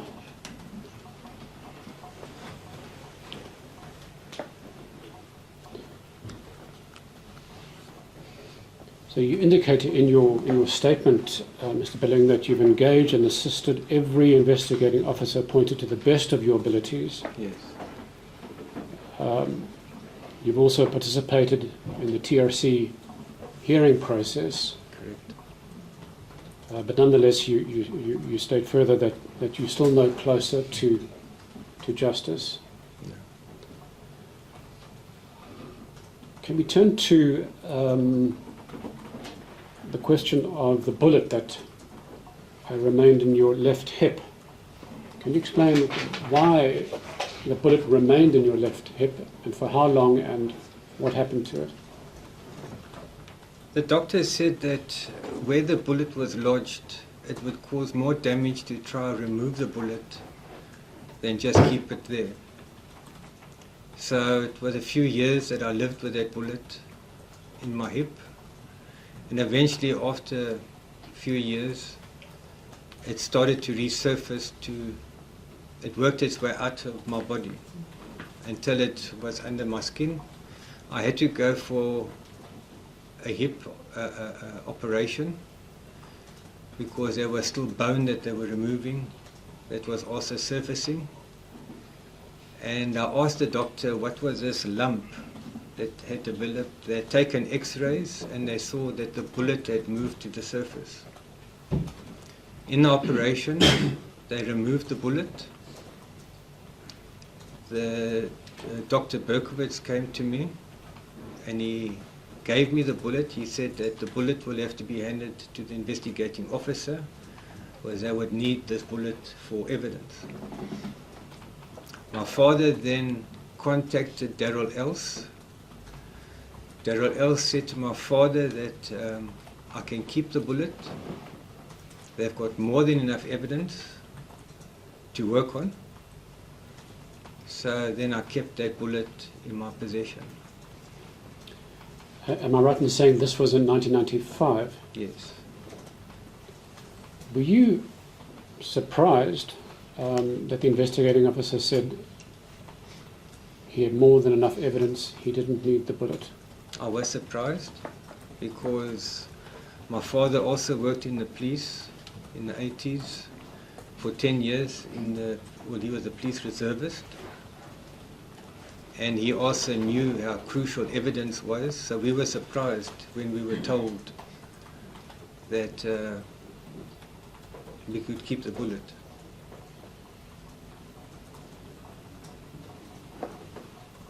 And were you disappointed? Did you feel that that bullet ought to be used for Yes. further investigation?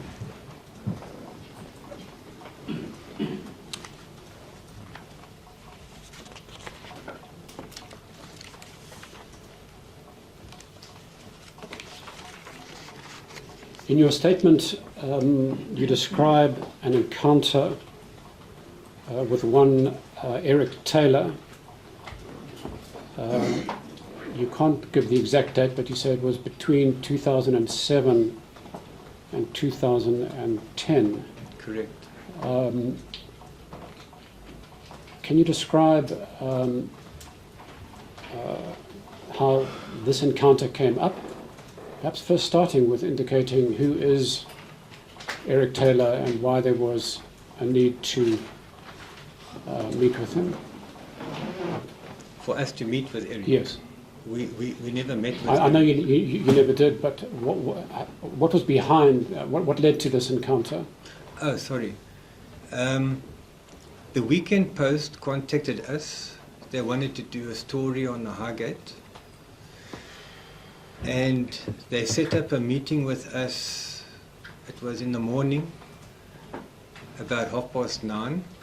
We knew the Highgate opened about 10:10, so we thought we would decide to meet before and discuss things.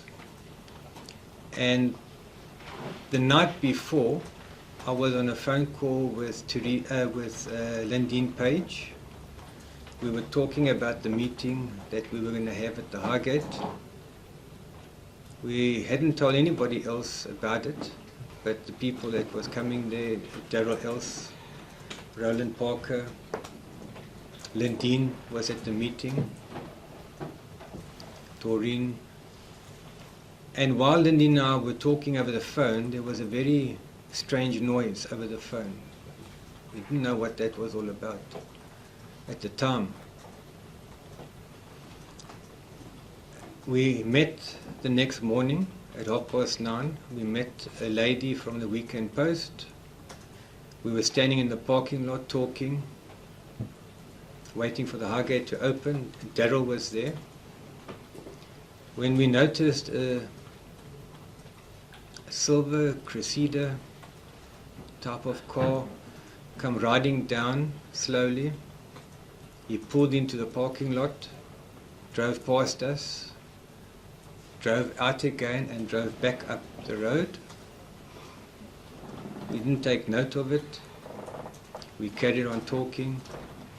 Wasn't long, this car came down again, drove into the parking lot, slowly drove out.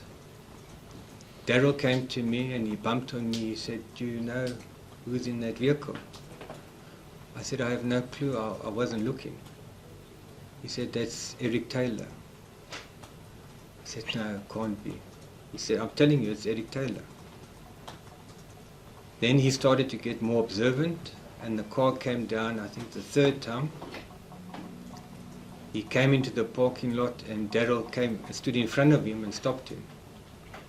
I then walked with Darrell to the car.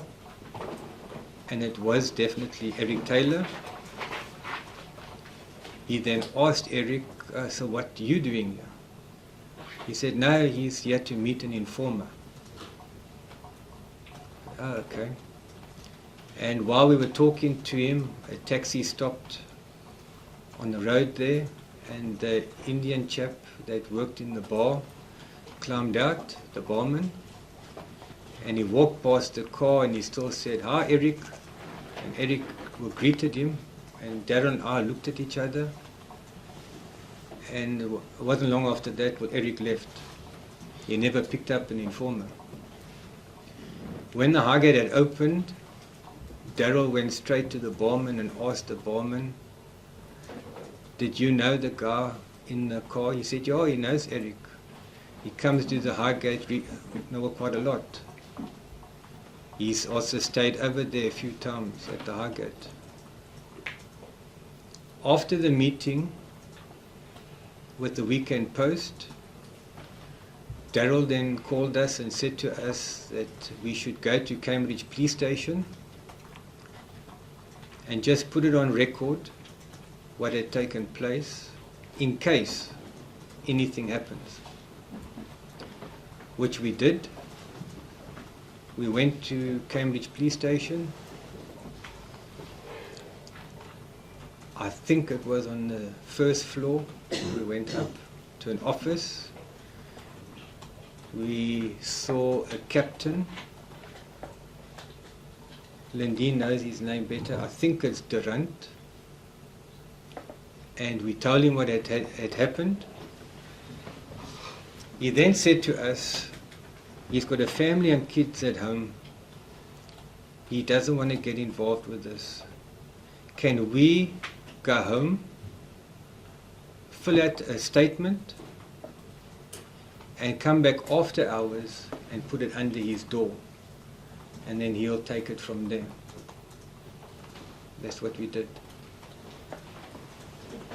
What is your response to a police officer saying to you that he had a family and kids and he doesn't want to get involved? We were shocked. I mean, what are they scared of? I mean, who do you go to now if you can't even go to the captain in the police and ask for assistance with this matter? And can you indicate to the court, this man Eric Taylor, did you know him previously? I've heard of him with TRC cases and linked to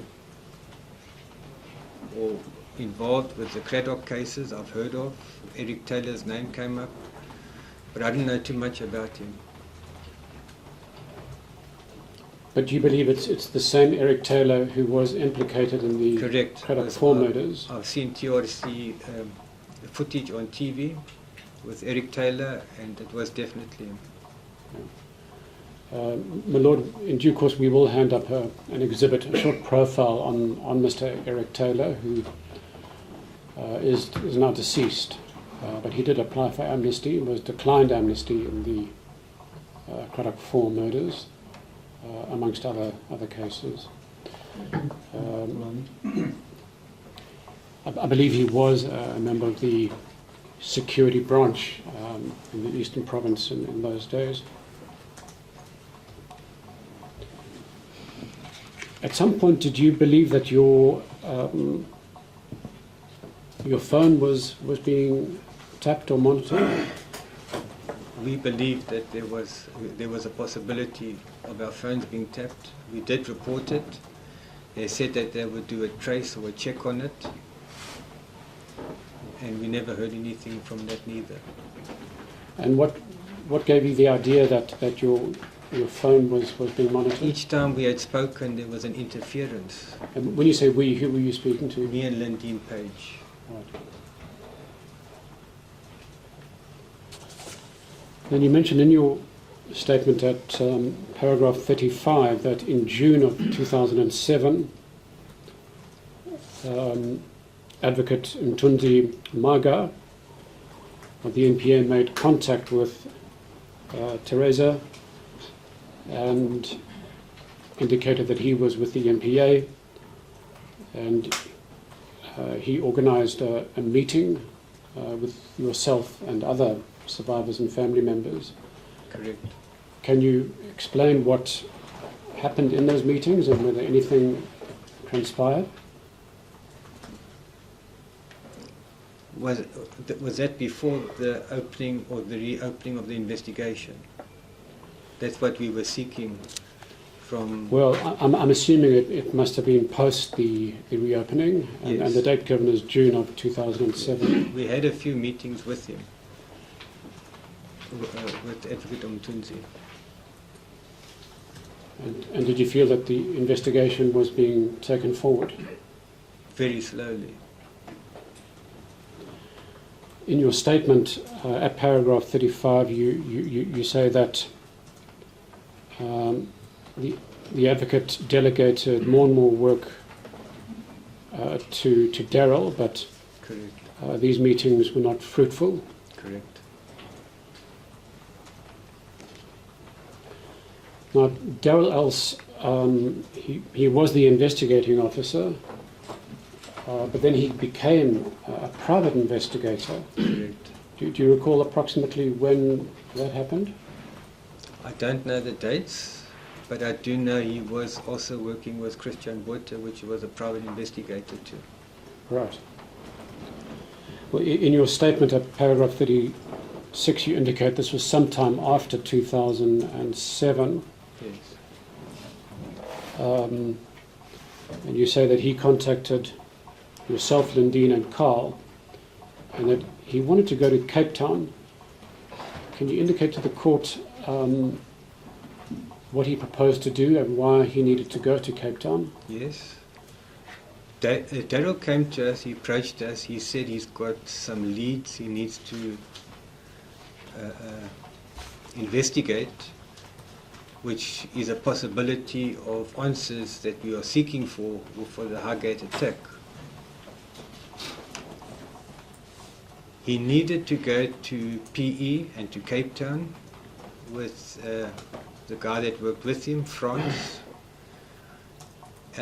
He was needing then at the time just petrol money and accommodation and food.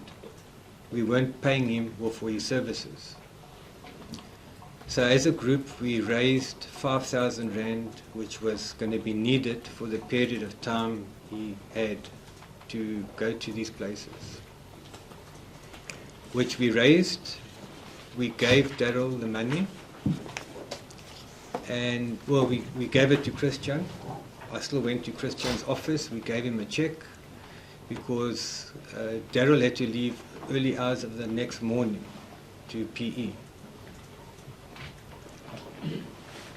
Daryl then said to me that he will keep me updated on a daily basis on the progress of this trip he was going on. Daryl then contacted me to say that they had arrived in PE. He met a specific guy, an informer, that was going to meet him there. This guy then took him to an army base and took him to a field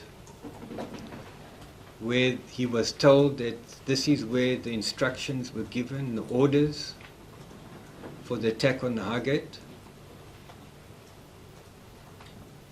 He was then taken from there to meet an old man,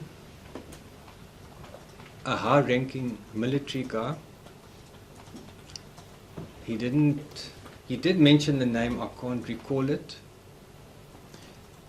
While they were questioning him or asking him questions, he had two bodyguards standing on either side of him. Then after that meeting, Daryl said he was then taken to a training camp outside of PE on the borders of the Addo Elephant Park.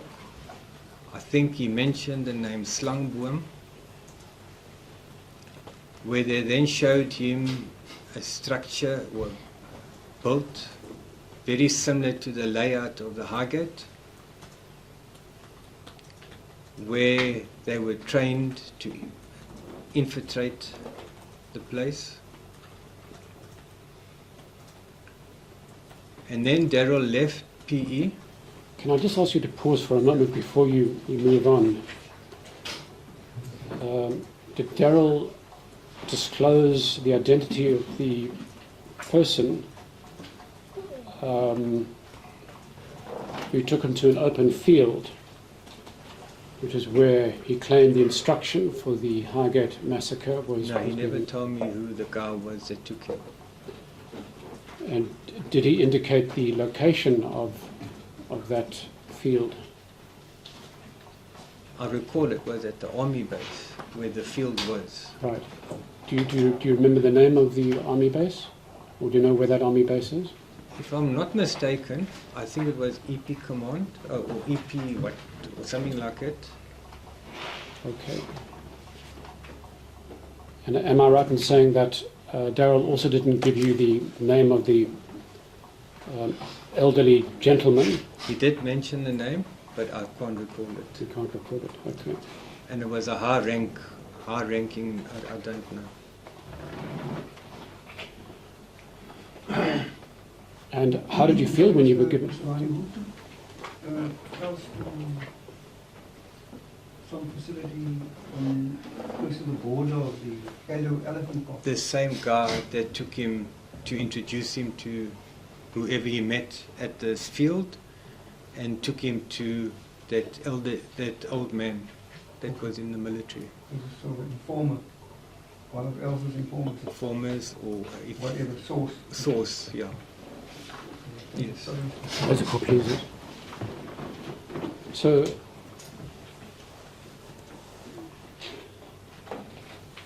did Daryl else call you to give you this information? Yes, he phoned me. He said he'd keep me updated. Right.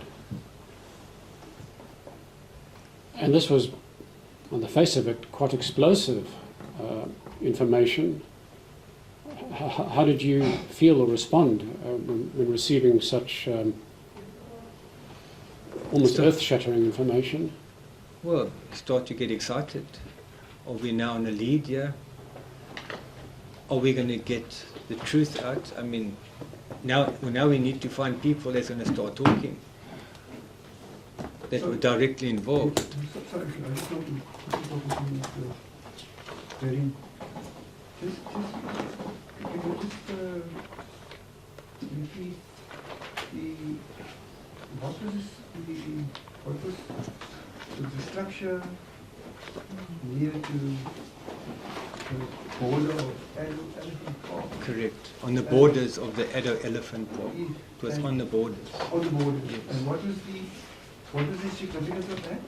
It was a training camp Training camp. that they used to train guys, Or the military guys. military people who trained at this facility. Correct. Sorry, Mr. Varney. As a copy, is it? So did you feel that this was maybe an important breakthrough in the case? Correct. And then proceed. I think you were about to talk about where Daryl went next. Then Daryl and Franz went to Cape Town. And sorry, just so that the court is in the picture, please explain who Franz is. Franz was an informer that Daryl and Christian Botha used. And if I'm not mistaken, I also know that I think there were police that also used Franz. I could be corrected on that.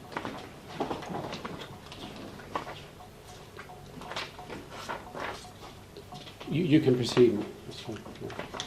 Then they went to Cape Town and they met with the person that they needed to meet. I then got a phone call from Daryl one specific late afternoon. He said to me, Neville, we are meeting these guys in a pub tonight at 7 o'clock.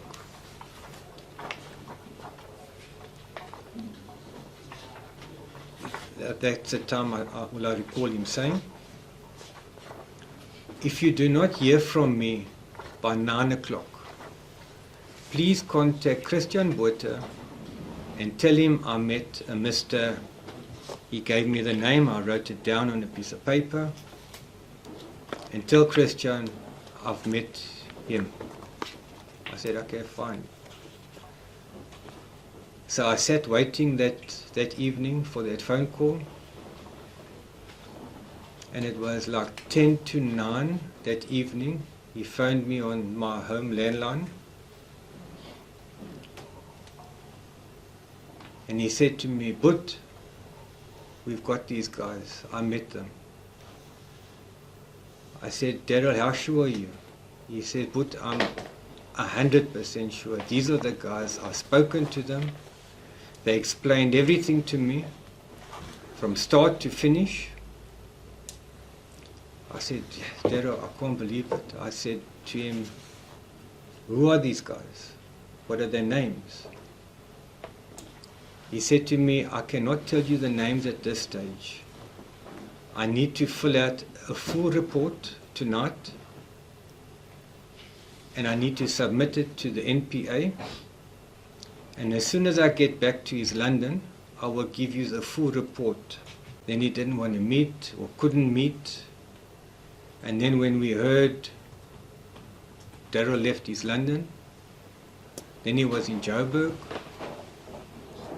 and we couldn't understand what was going on. And then we heard his laptop was stolen out of his car and all the information that was on there is gone. And we thought something is not right with this picture. And I never got to meet Daryl again after that, face to face.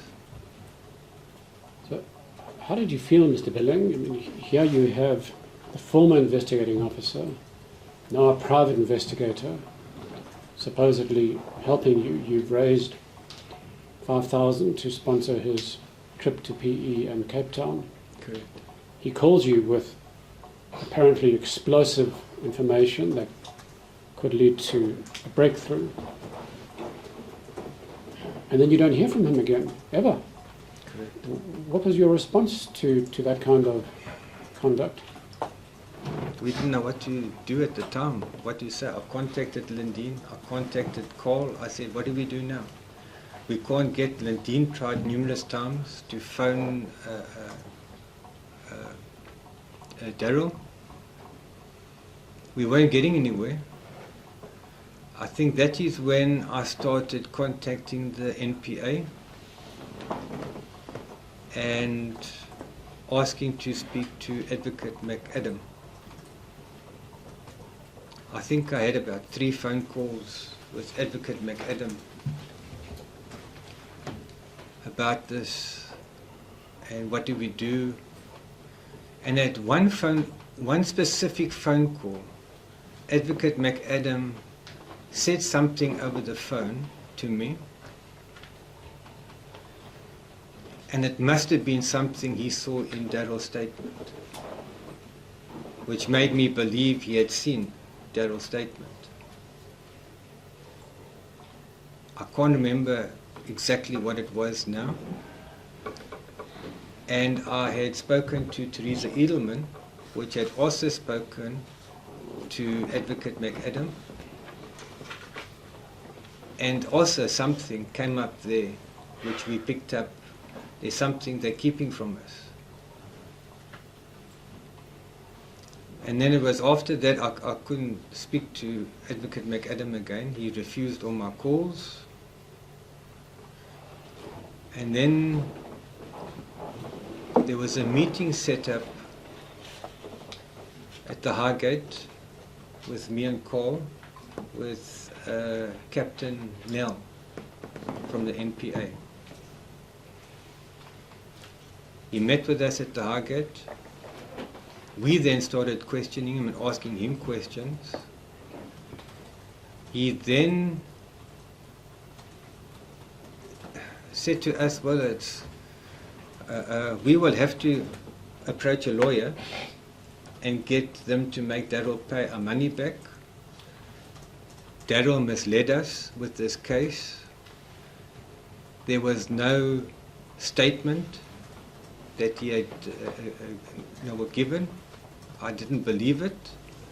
I then said to Captain Nell that I phoned Advocate McAdam, and he had mentioned something to me which I then said he was lying to me.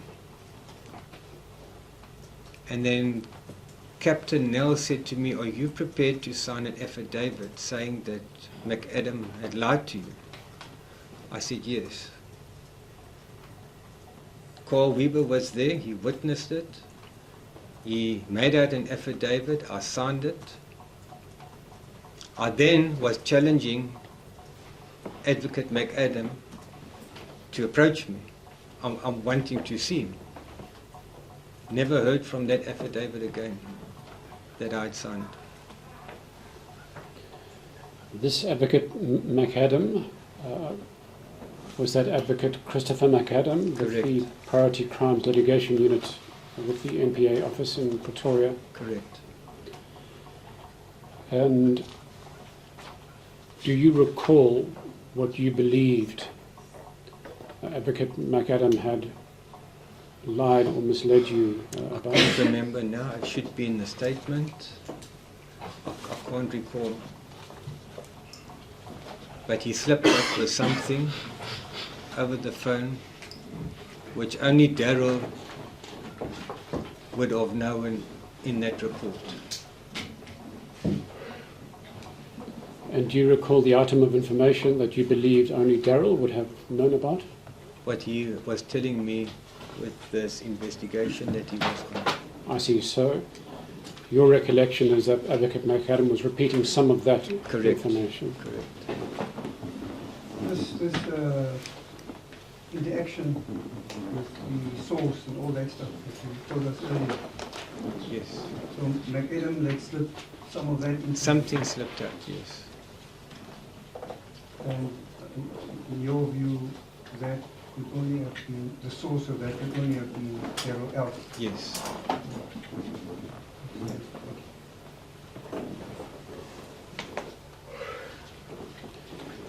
You mentioned in your statement at paragraph 42 that, although you can't recall exactly when you met with Captain Ben Nell, who was now the new investigating officer,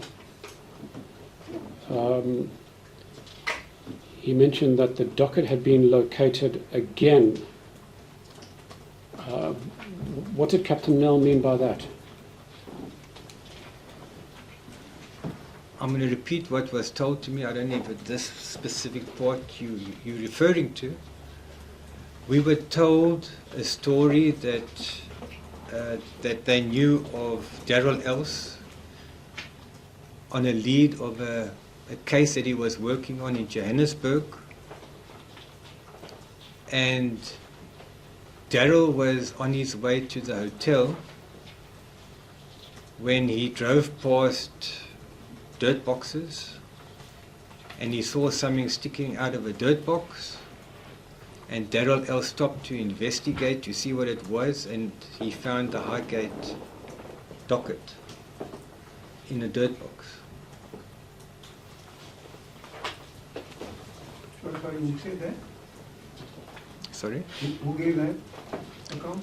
That is what I recall, what Advocate was, I think it was Captain Nell? No. Yes, Is that what he conveyed to you? yes. Well, that's certainly an astonishing statement to hear, Yes. that the docket was recovered in that manner. Did Captain Nell indicate to you that the docket had been missing for some time? I think he did.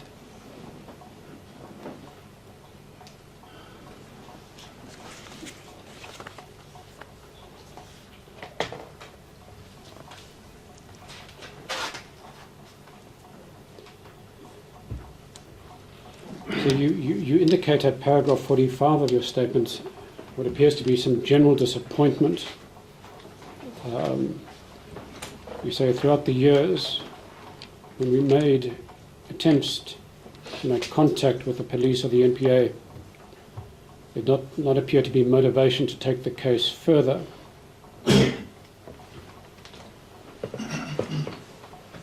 Can you just elaborate on that and why you felt the need to make that statement? Can you just repeat that again?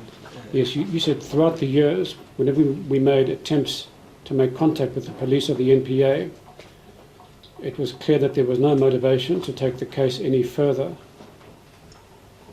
Yes, I mean, we weren't getting any response from anybody. It was all negative talk, refusing to speak to us. We just couldn't make contact with the people we wanted to. They just showed no interest in this. There was a time too I spoke to Advocate McAdam in one of those calls, asking him about our case.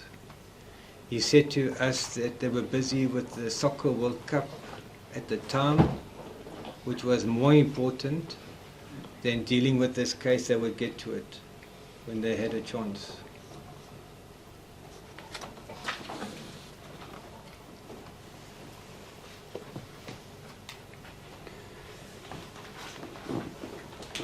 In 2010.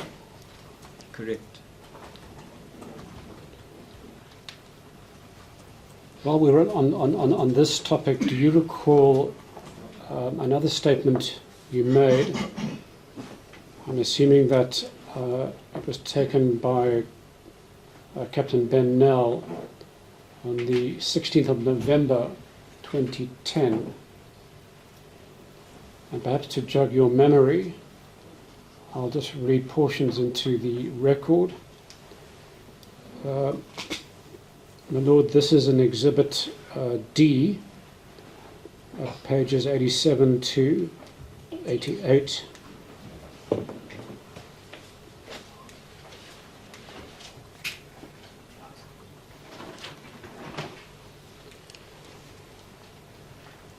So in this statement you recall that at the beginning of May 2009, the Highgate United Group paid Daryl Else 5,000 Rand to do some investigation.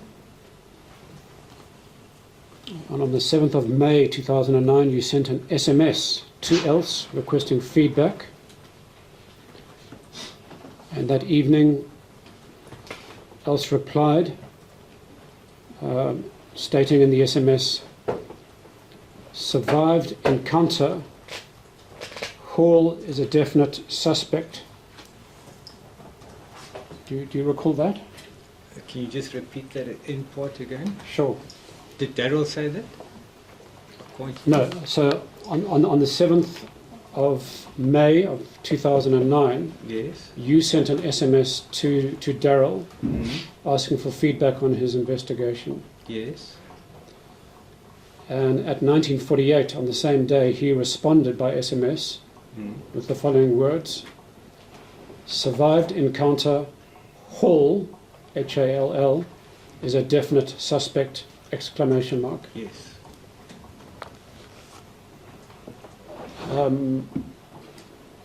Did you know what he meant by surviving the encounter and that a person called Hall being a suspect?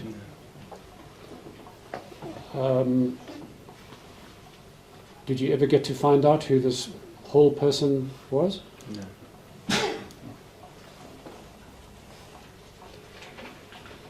Well, I can advise you, Mr. Billing, that in the affidavit of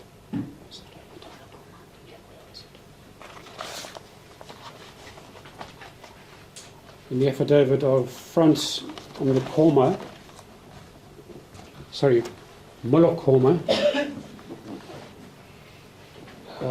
he made an allegation that the Hall in question, who took them to the so-called training place close to the Addo Elephant Park, was someone by the name of Pete Hall. He further alleged that this individual was connected to the Hammer unit. Indeed, he was the commander of that unit, Colonel Pete Hall. Were you ever apprised of that information? That name could have been mentioned, but I can't recall. Okay. He did mention of a guy, like I said when I spoke, it was either a P or an L, a name it started with, that I recall. Okay. I'm very not good with names.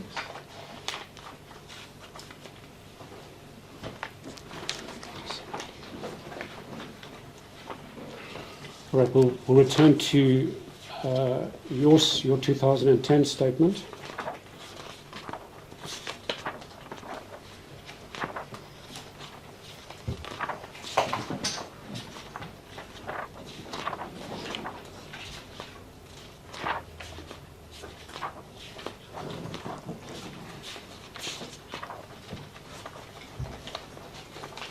My attorney's just finding it.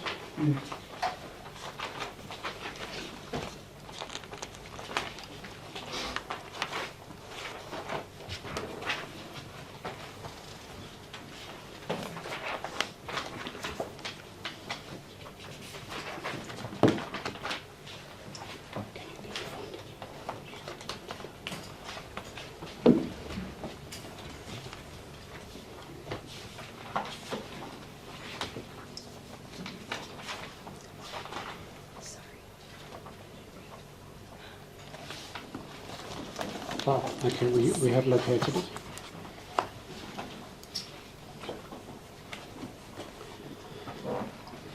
So if we proceed in paragraph 5, you said the following.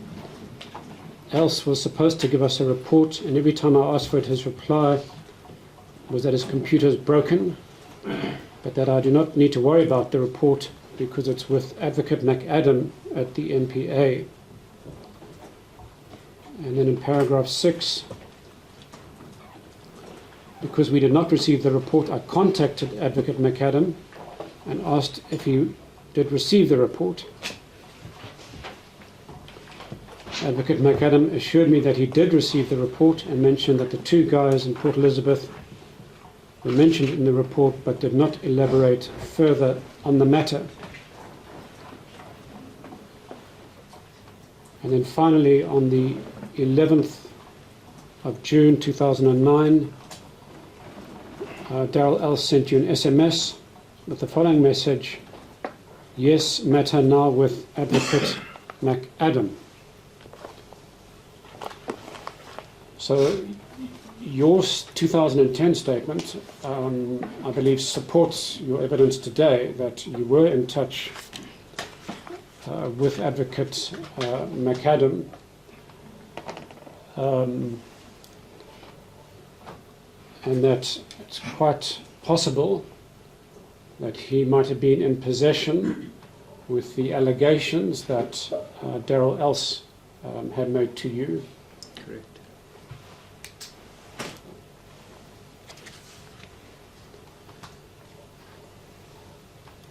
Mr. Billing, have you come across an individual by the name of Alan Elston? Never met him. I've heard about him. And what have you heard about him? I heard, the first time I heard about Elston was from Carl Weber, when he came to me and said that he had spoken to Elston.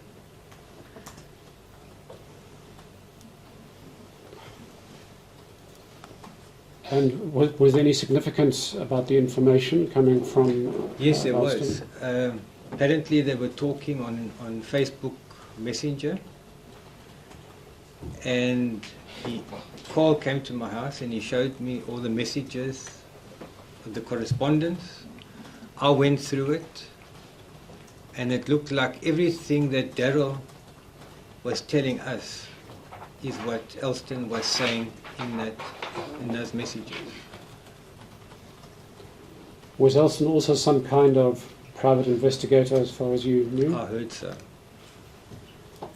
And you then state in your statement at paragraph 46 that you then made contact with one Christian Botha, who worked with Daryl as a private investigator. Yes. Why did you contact him, and what did Mr. Botha explain to you? A few times I contacted him. Is it to do with Elston that you're asking me? It looks like you made contact with him Okay, straight I did after not. the... Carl contacted Christian, and it was Christian that then said to Carl, you need to contact this guy, and gave him the number. I never contacted Elston. I see. And did you have contact with this individual by the name of Franz, who Yes. accompanied Daryl? Yes, they did come to my house the one day. That was when I was starting to ask Christian about Daryl's whereabouts, where he was in Joburg and all that. Because I wanted to know more now. Was Daryl telling us the truth about this Cape Town trip and PE? And that's when I got to meet with Franz, and I had an opportunity to ask him questions, which he told me the same as what Daryl was telling me. So he simply confirmed what Daryl Confirmed. told you. He didn't tell you anything different or new. No.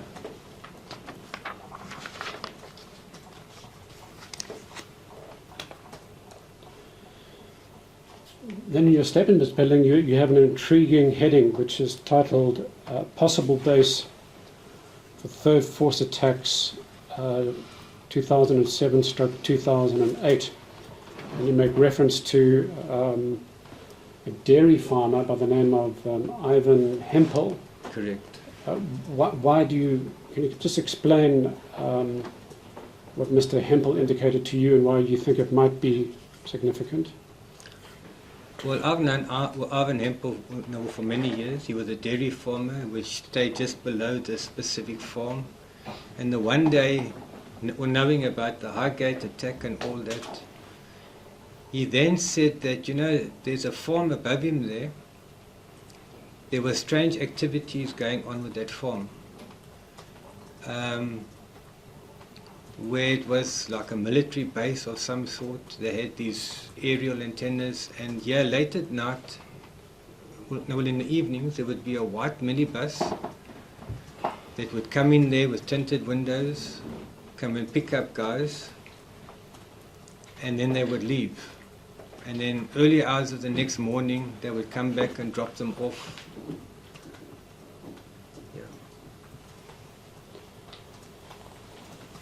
Did you think this may have had a connection with the Highgate case? Well, I didn't know much about it.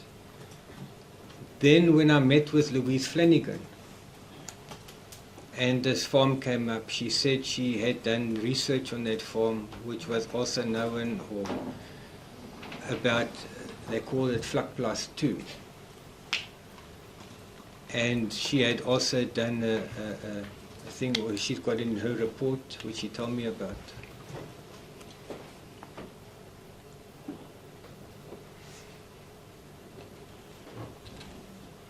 And I see that in your statement at paragraph 49, you indicate that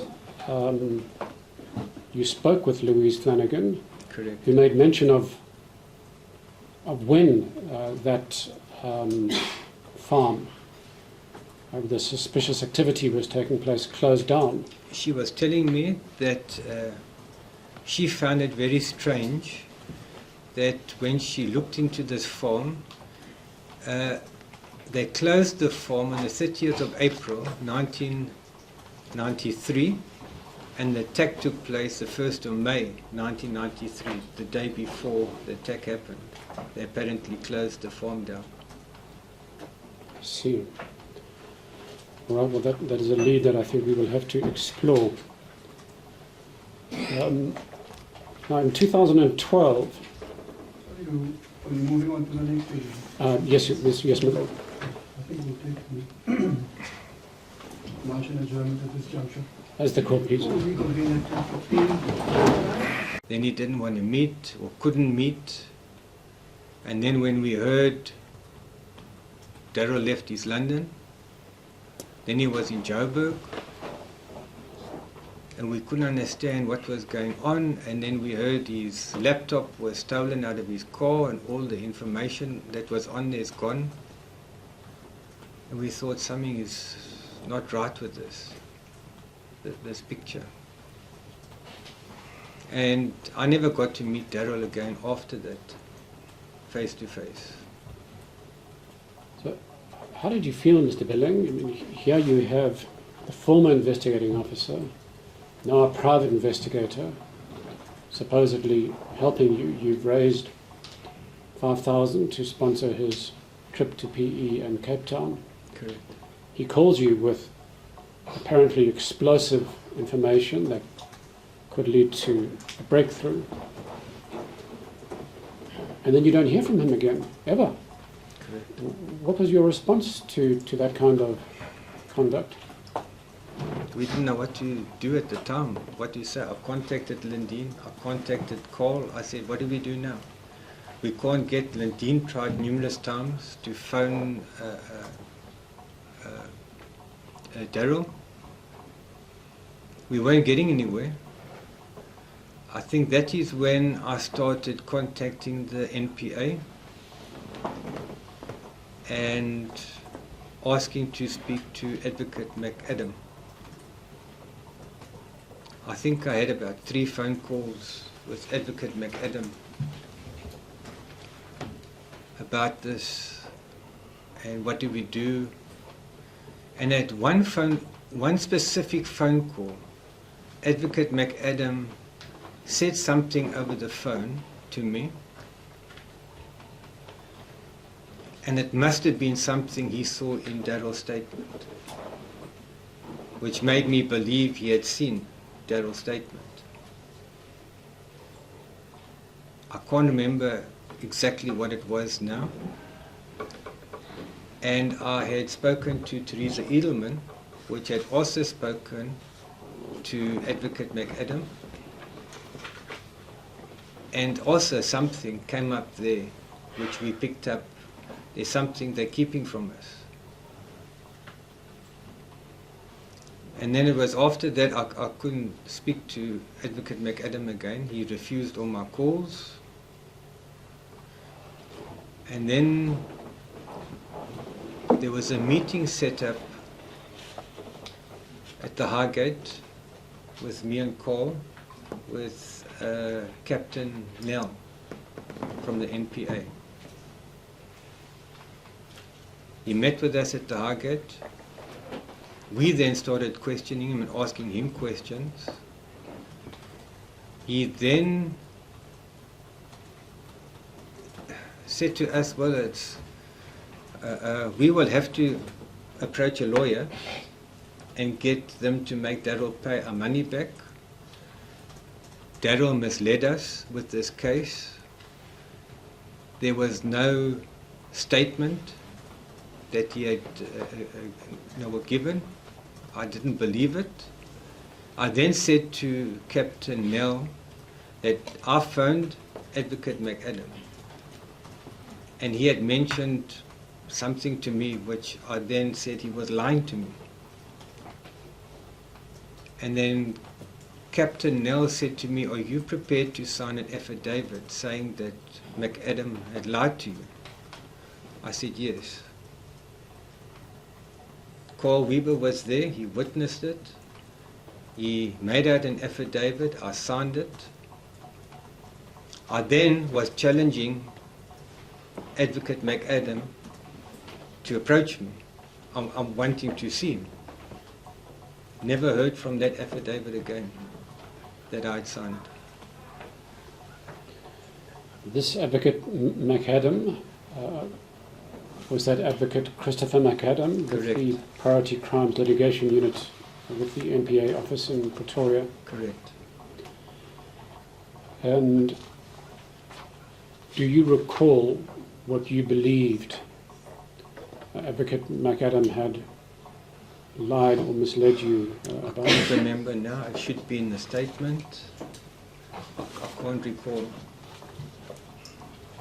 but he slipped up with something over the phone which only Daryl would have known in that report.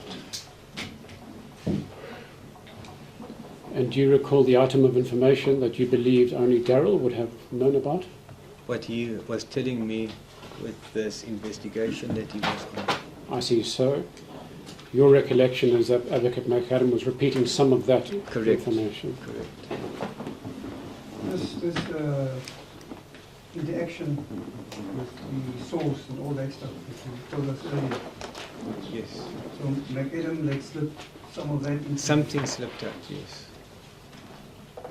And in your view, that could only have been, the source of that could only have been Daryl Elf. Yes.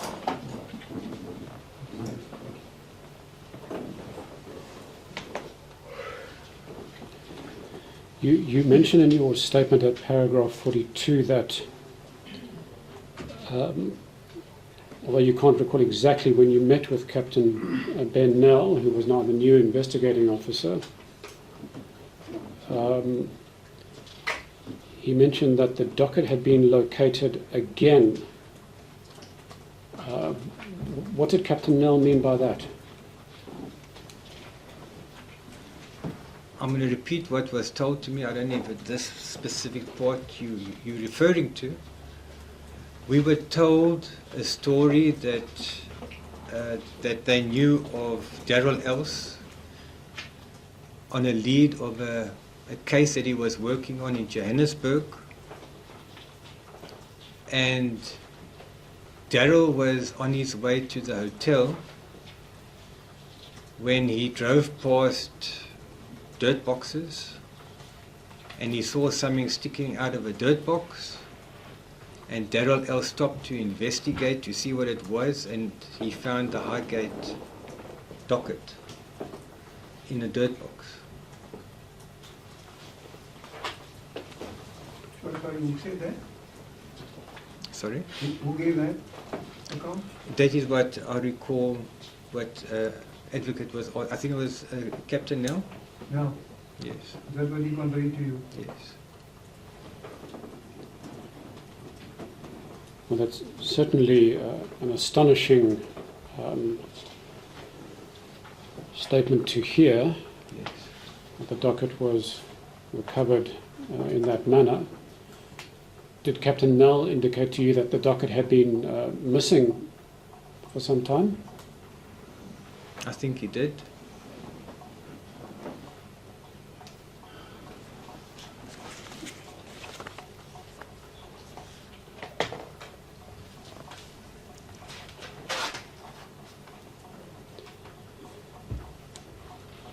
So you indicate at paragraph 45 of your statement what appears to be some general disappointment. You say throughout the years, when we made attempts to make contact with the police or the NPA, there did not appear to be motivation to take the case further.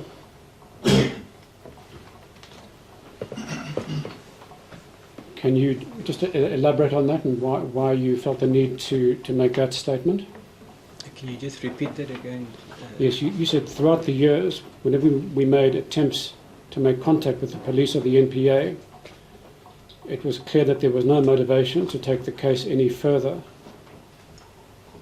Yes, I mean, we weren't getting any response from anybody. It was all negative talk, refusing to speak to us. We just couldn't make contact with the people we wanted to. They just showed no interest in this. There was a time too I spoke to Advocate McAdam in one of those calls, asking him about our case. He said to us that they were busy with the Soccer World Cup at the time, which was more important than dealing with this case. They would get to it when they had a chance.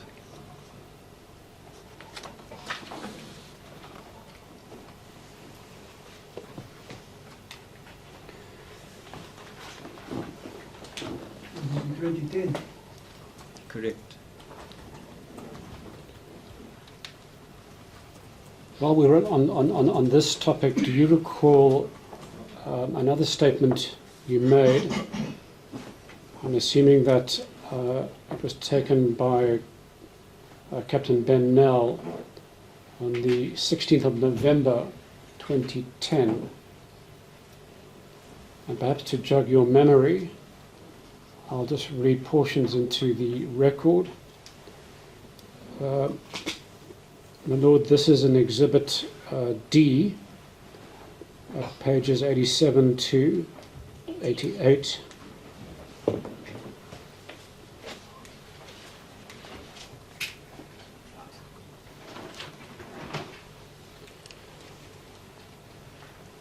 So in this statement you recall that at the beginning of May 2009, the Highgate United Group paid Daryl Else 5,000 Rand to do some investigation.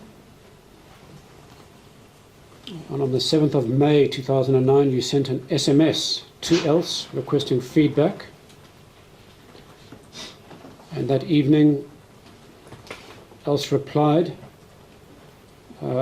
stating in the SMS, survived encounter, Hall is a definite suspect.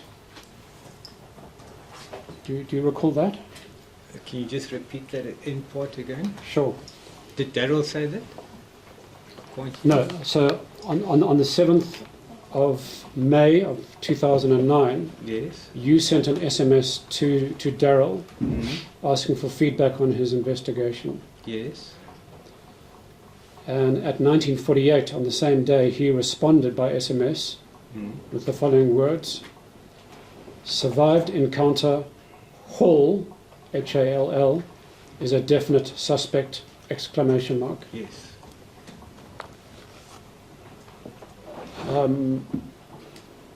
Did you know what he meant by surviving the encounter and that a person called Hall being a suspect?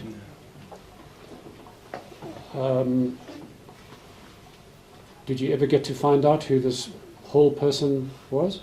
No.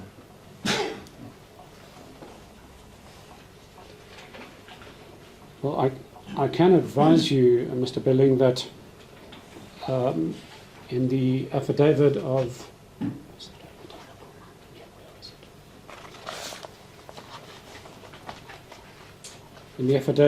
Frans Molokoma,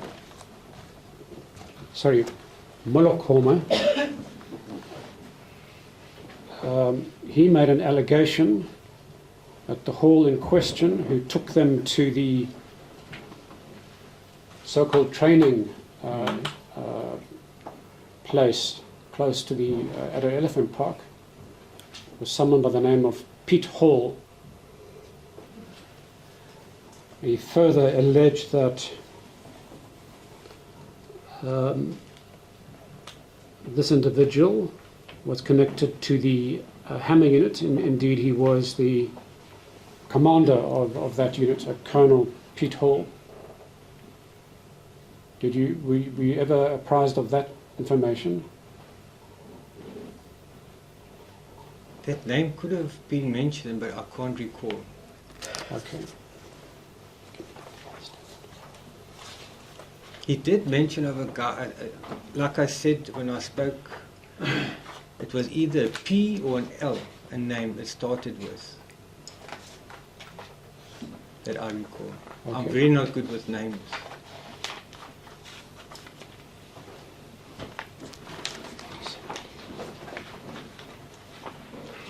All right, we'll return to your 2010 statement.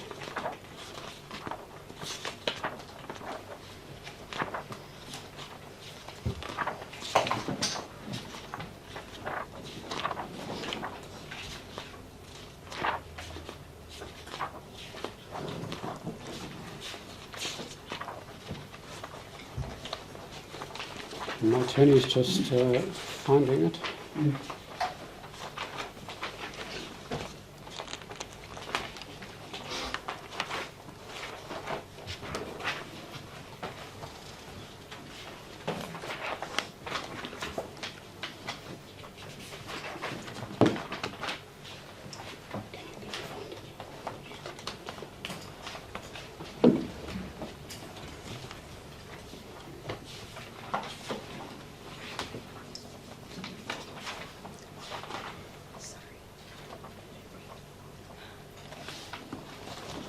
Okay, we have located it.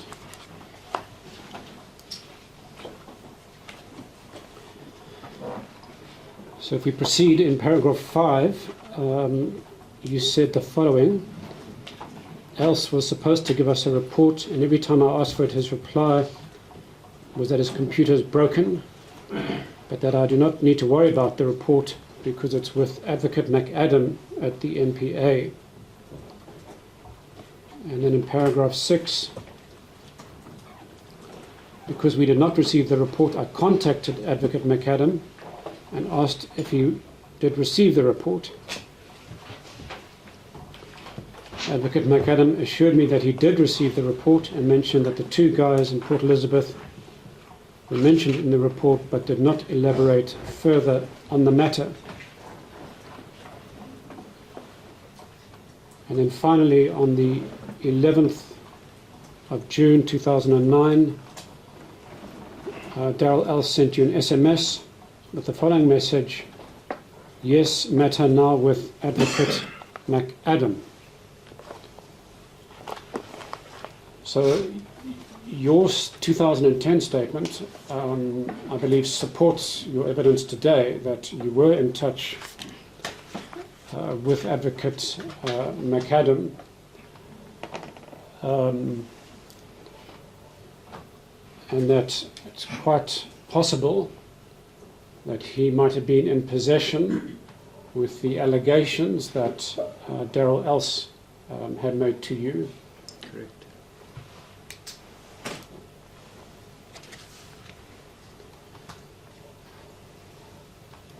Mr. Billion, have you come across an individual by the name of Alan Elston? Never met him. I've heard about him. And what have you heard about him? I heard, the first time I heard about Elston was from Carl Weber,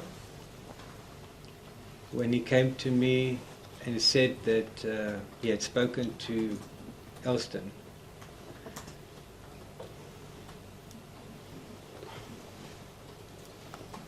And was there any significance about the information coming from Yes, there was. Elston? Apparently they were talking on Facebook Messenger, and Carl came to my house and he showed me all the messages, the correspondence. I went through it, and it looked like everything that Daryl was telling us is what Elston was saying in those messages. Was Elston also some kind of private investigator as far as you knew? I heard so. And you then state in your statement at paragraph 46 that you then made contact with one Christian Burto, who worked with Daryl as a private investigator. Yes. Why did you contact him, and what did Mr. Burto explain to you? A few times I contacted him. Is it to do with Elston that you're asking me? It looks like you made contact with him Okay, straight I did after not. the... Carl contacted Christian, and it was Christian that then said to Carl, you need to contact this guy, and gave him the number. I never contacted Elston. I see. And did you have contact with this individual by the name of Franz, who Yes. accompanied Daryl? Yes, they did come to my house the one day. That was when I was starting to ask Christian about Daryl's whereabouts, where he was in Joburg and all that. Because I wanted to know more now. Was Daryl telling us the truth about this Cape Town trip and PE? And that's when I got to meet with Franz, and I had an opportunity to ask him questions, which he told me the same as what Daryl was telling me. So he simply confirmed what Daryl Confirmed. told you. He didn't tell you anything different or new. No.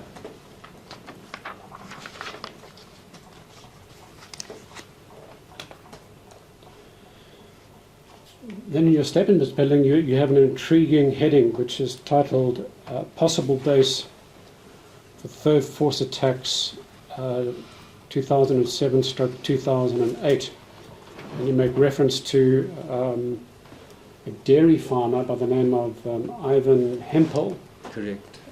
Why do you, can you just explain what Mr. Hempel indicated to you and why you think it might be significant? Well, I've known Ivan Hempel for many years. He was a dairy farmer which stayed just below the specific farm. And the one day, knowing about the Highgate attack and all that, he then said that, you know, there's a farm above him there. There were strange activities going on with that farm, where it was like a military base of some sort. They had these aerial antennas, and yeah, late at night, well, in the evenings, there would be a white minibus that would come in there with tinted windows, come and pick up guys, and then they would leave. And then early hours of the next morning, they would come back and drop them off.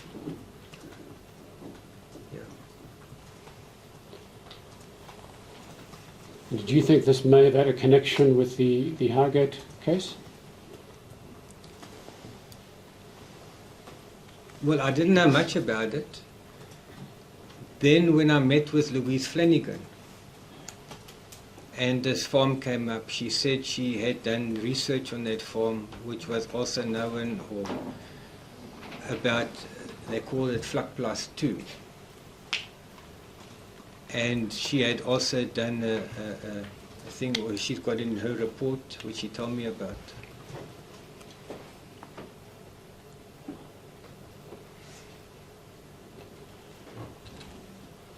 And I see that in your statement at paragraph 49, you indicate that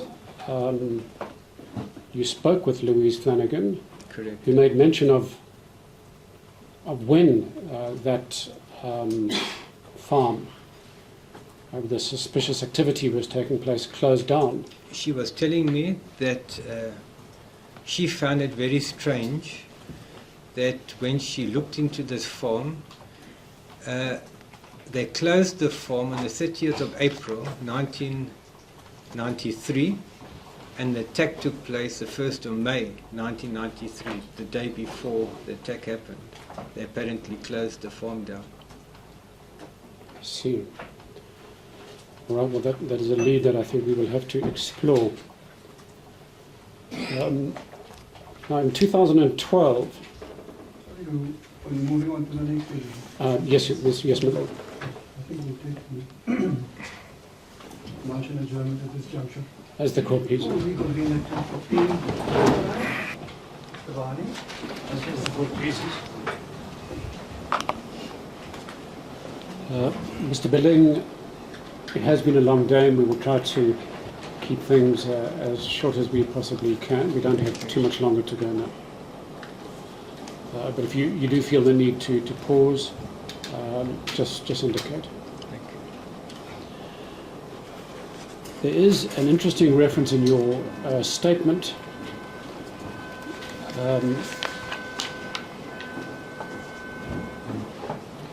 to an exchange that you had on an online platform called Mexit, or MXIT. Correct. And you indicate that you had an exchange with a young man on this platform. Can you just indicate how this exchange came about and what emerged from it? And this was apparently in and around 2012. Correct, somewhere around there. Yes. It is a chat group which the three of us were even part of, Lindeen, Paul Weber and I. We would go on and chat, we had mixed names. And it was around about the time when Mark Kaplan was doing his documentary on the Highgate that Lindeen and I took him to Morgan's Bay, and we were busy the whole day with the documentary. And then that night we went on to Mixit, and we were just chatting in the Mixit groups with people and that, and her and I were discussing how tired we were with the documentary that we were busy with Mark Kaplan, we never mentioned anything to do with the Highgate of any sort. And this one particular guy found interest in what we were saying about the documentary. So then he started speaking to me separately, asking me about the documentary, and then he mentioned, is it to do with the Highgate attack? I found it very strange because none of us will mention anything. So I said to him, well, what makes you think it's to do with the Highgate? So he said no, because he saw a video of the Highgate attack. So I asked him, what video are you talking about? He said no, he saw a video of a family member of his with the Highgate massacre, or the Highgate attack, where gunmen went in and opened fire and were shooting people.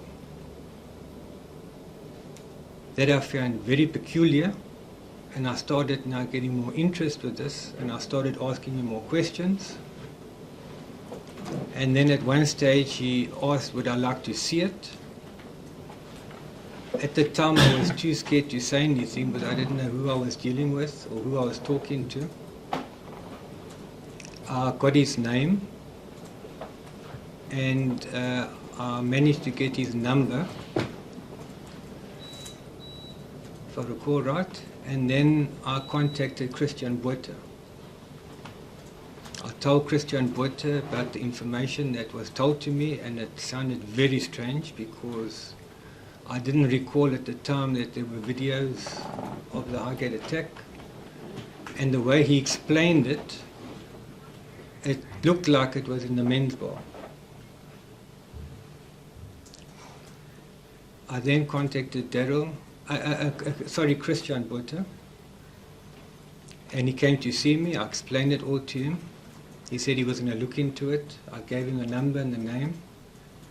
He tried to trace this guy, and he couldn't get this guy traced. I then also informed Louise Flanagan about this. I was also in touch with her, which she found also very interesting.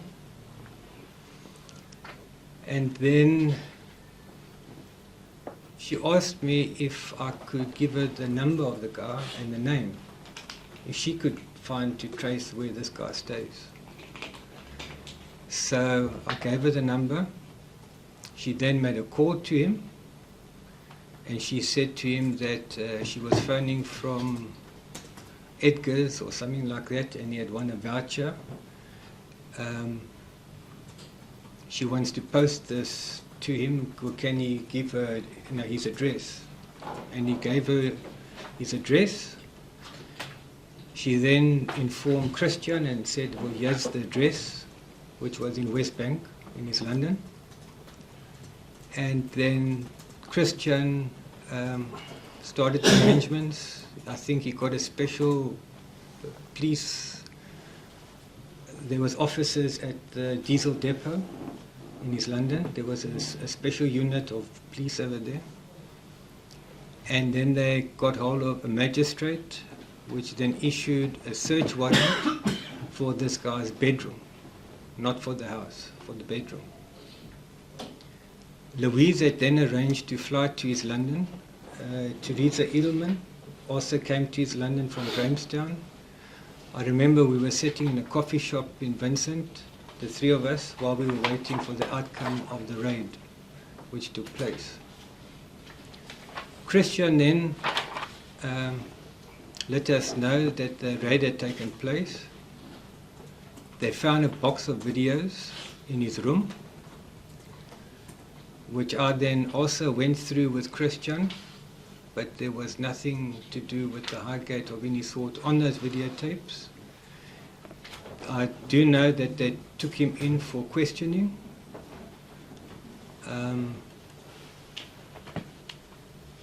I then asked Christian, but why did you only get a search warrant for the room and not the house? I mean, who's to say it was maybe in the lounge or in somebody's or parents' room or anything like that? He said, well, that was what was issued to them was for his bedroom. And that's the last I heard of it. And then you met another apparent source of information, also online, on Facebook. According to your statement, this was a certain Mr. Dirk Petzer.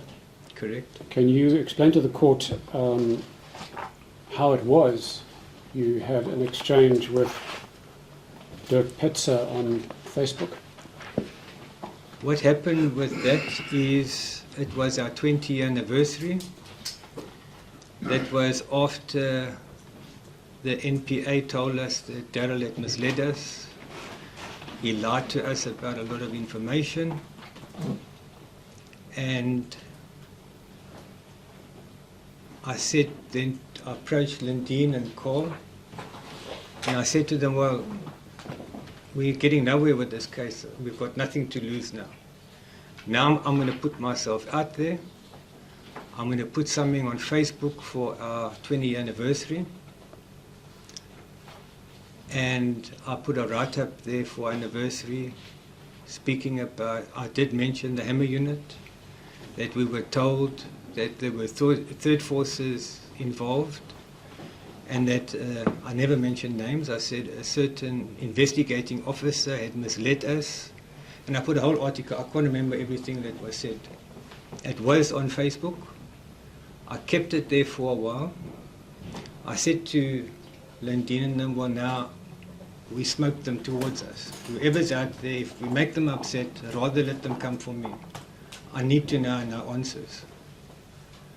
Which we did. We got quite a bit of response. We had 2 gentlemen from the Hammer unit, which stays in East London, in Cambridge. They made terrible remarks to us. They told us that we were falsely accusing them. They were part of the Hammer unit, and we need to remove it off Facebook, or they're going to take things further.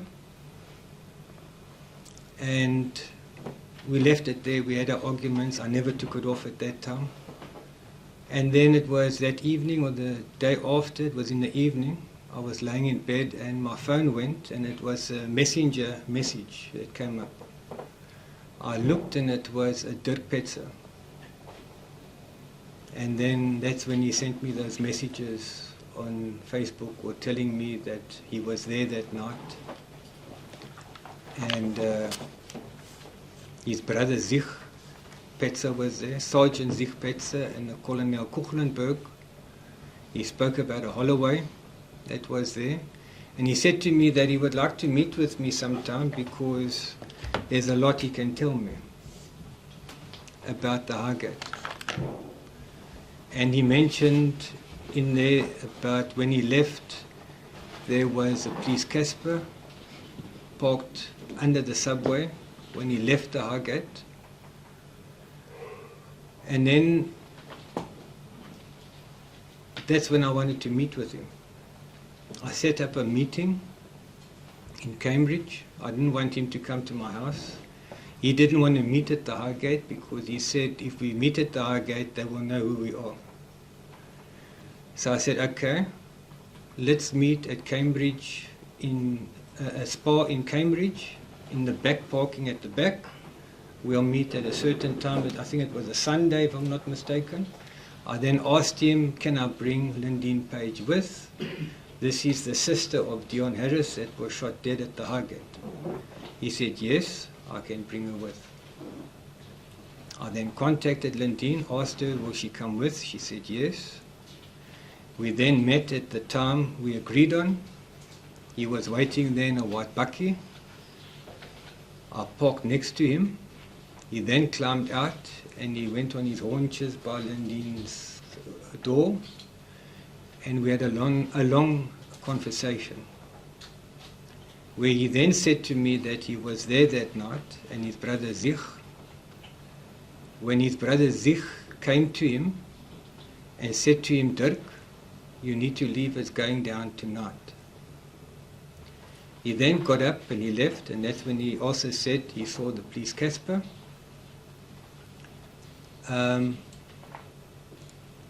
He stayed, well, well, I know where he stays now, but I don't know then how long it took him, but he said when he got home, his phone was ringing.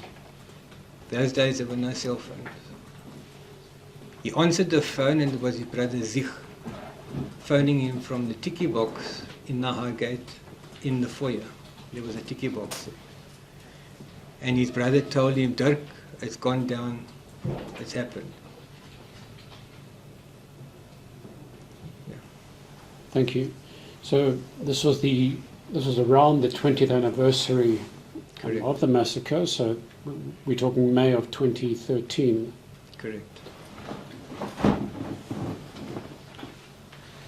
Did Dirk Petzer give you an indication of who he was? Whether he was he did connected tell to the us. institution? I can't remember now offhand what all he said there. Because he was saying a lot of stuff to us. He was mentioning names. He told me that these guys get together a lot at Swaris in East London, at Milner Estate. Now there's two Swaris in East London. You got your upper Swaris in Cambridge, which is not that he was referring to. He was referring to the one in Milner Estate. He then said to me too that I would never be able to show my face there because these guys know who you are. That's what he said to me. He also mentioned a guy, I can't recall his name. He said that this guy goes there frequently. He also carries a briefcase with him. And if a person could get hold of that briefcase, he would find a lot of information in that briefcase.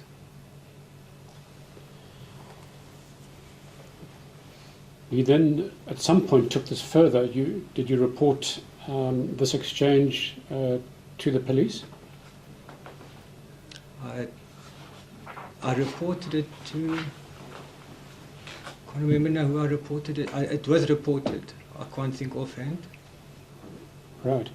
Well, according to your statement, the current investigating officer, Captain Peterson, who took over the investigation in September 2021, actually did approach Dirk Petzer. I suppose that the question I have for you is, at the time, did you report it to, I believe Captain Nell was the investigating officer at that time, did you report it to Captain Nell? I could have reported it to him, yes. Right. But it seemed that it was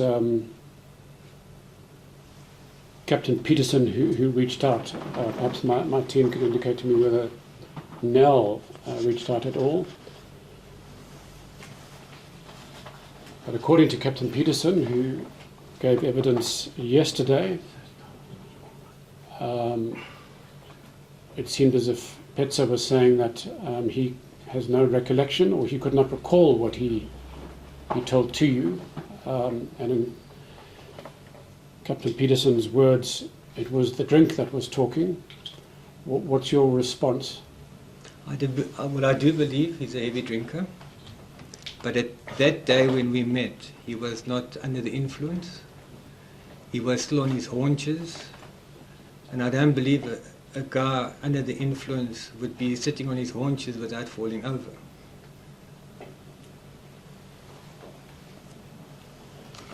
So again, you were led to believe that there was important information. There was an important lead that could be followed. Yes. Which proved to be yet another dead end. Dead end.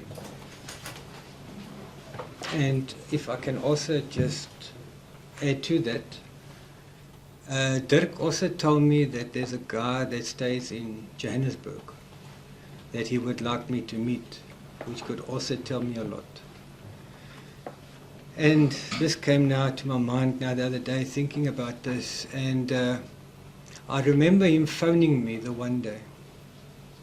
And I knew what that phone call was, that this guy had arrived in East London. And I never answered my phone. Because at that time, I didn't know how to answer him. Do I meet this guy? I don't know who this person I'm going to be meeting. I left it for about 2 days. And then I phoned Dirk again, and I apologized. I said, look, I missed your call. I'm replying to your call. He said, no, it's fine. He said that guy did come to his London. I wanted you to meet him, but he's gone now. So I said, no, okay, thanks. Right. My Lord, we understand that Dirk Petzer is resident in East London, and we have spoken with our colleagues about getting him to appear before this court to explain for himself. Very well. That's noted. Perhaps if we can turn to more recent times, Mr. Bellang. During 2019, how was it that you came in contact with the Foundation for Human Rights? Through Teresa Edelman, and also Marge Jobson, if I'm not mistaken, from Kulamani. Kulamani Support Group. So they put you in touch with the foundation, and they then approached the attorneys Cliff Decker-Hoffmeyer, Correct. and a fresh private investigation was started. Correct.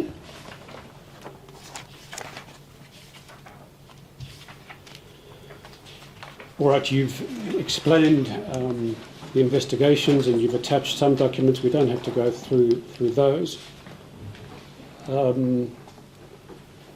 You then indicate that in September of 2021, the current investigating officer, Captain Peterson, was assigned to the investigation. Now we, just to save time, we have put your paragraphs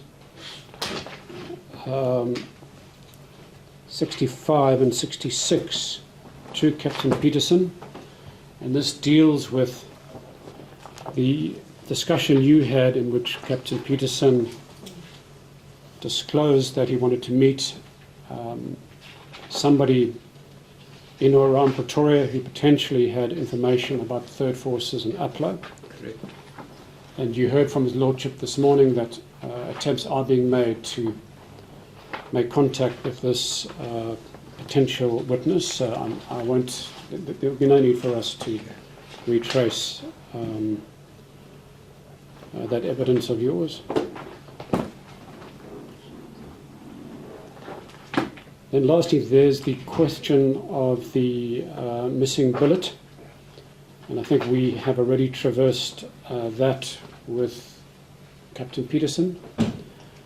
And you probably heard that Captain Peterson is just making inquiries as to whether he can release that bullet and return it to you.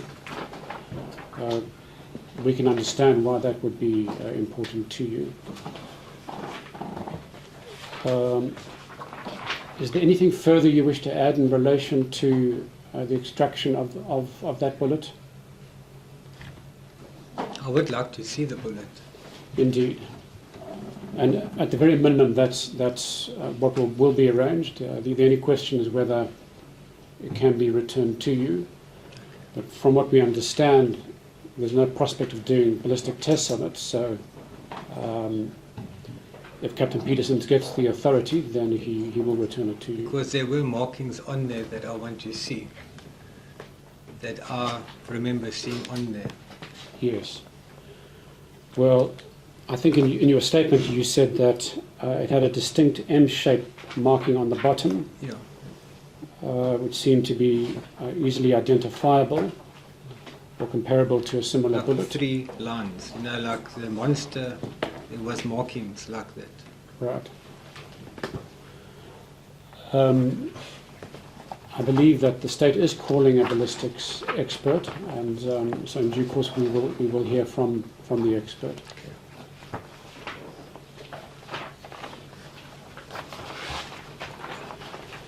So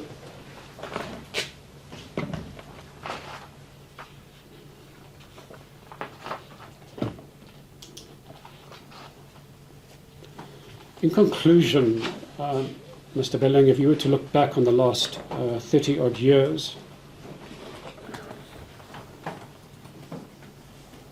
The fact that it has taken some 32 years to hold the very first inquest in this matter,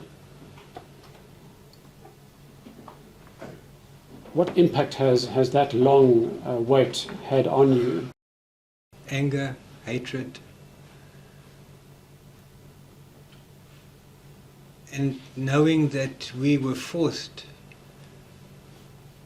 as victims to seek the truth, to do our own investigations. We put our lives at risk at times, didn't know who we were meeting. We never had the resources to do these things at times. And I feel that the justice system has let us down. The police let us down. And I made a promise to myself on my bed in hospital, if God gave me the strength to get out there alive,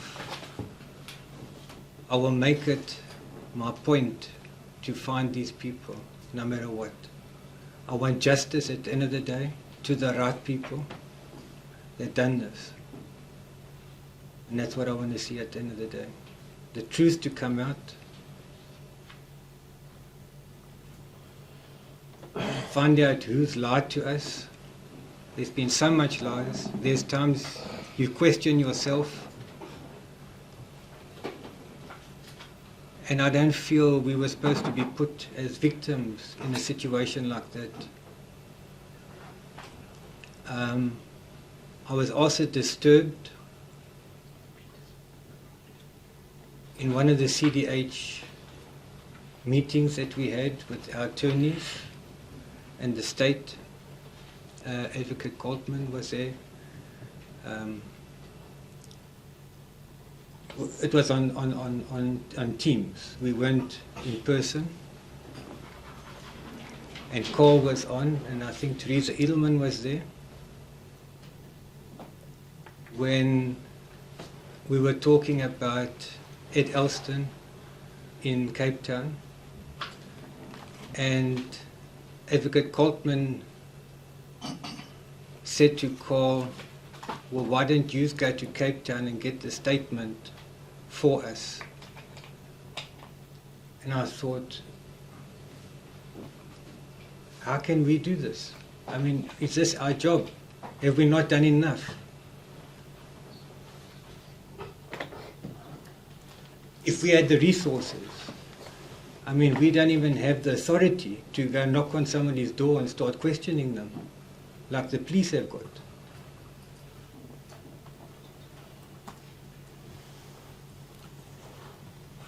Before we close, Mr. Belling, is there anything else that you would like to raise? No. Okay. Well, just from my side, I want to commend your courage, your determination, and your fortitude to keep struggling for truth and justice after 30 years, and for the leadership role that you have played on behalf of the other survivors and the community. Thank you. No further questions, Milord. Thank you, Mr. Manu.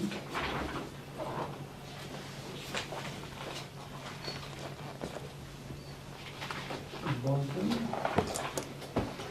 Lord, I would like to request a short adjournment just to confirm with my team and see if there is any needs. Very well. Thank you. We'll take a short adjournment.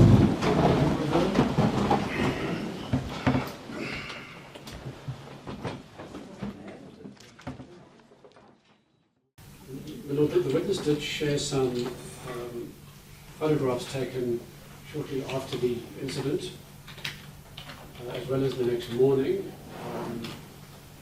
apparently shared with him by a reporter from the Daily Dispatch.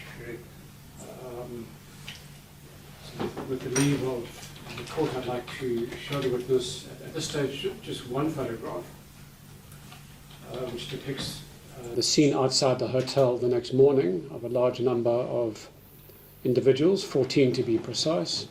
And they seem to be investigators or security personnel.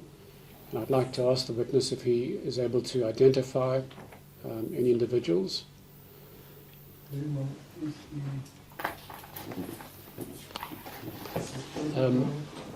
My Lord, we would like to hand up the original. I'm advised by my learned friends that this can be marked Exhibit F. Perhaps we'll just...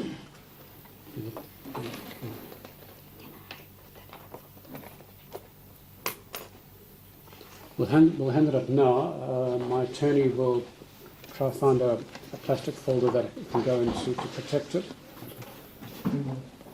And my Lord, my attorneys have arranged for the enlarging of the picture.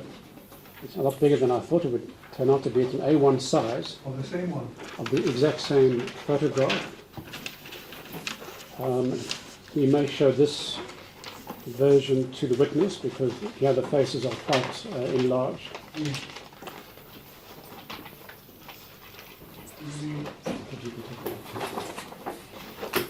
Do we need to mark them separately? 1 and 2? Yes, my Lord, you could mark it F1 and F2. So the small one will call F1. Indeed. And the bigger one will call F2. F2. Very well. Mr. Bailey, before you examine the enlarged photo, which we're calling F2, could you explain to the court how that photo, together with the others, which we'll deal with at a later stage, how they came into your possession? My father spoke to one of the photographers at the Daily Dispatch, Gary Hollow, and asked if we could get any photos that he had. And then he gave us these photos. Sorry, what's the name of the photographer? Gary Hollow. Gary? Hollow. Hollow. Hollow. I believe it's H-O-R-L-O-R. I'm not too sure how it's spelled. Gary Hollow. Yeah, that's the correct spelling, H-O-R-L-O-R. My Lord, we are endeavouring to make contact with Mr. Holo and to get a statement from him to confirm the authenticity of these photographs. Yes, very well. And approximately when did your father speak with Mr. Holo and receive these pictures? It was a few months after that. A few months, okay.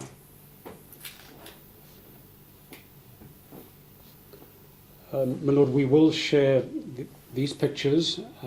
We're having copies made. We'll share them with our colleagues at the NPA.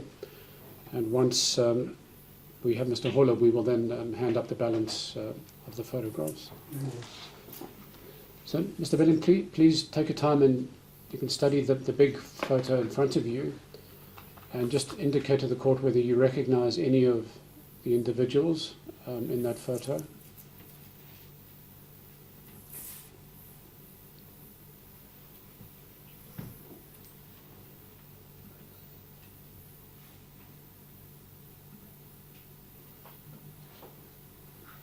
No, Mr.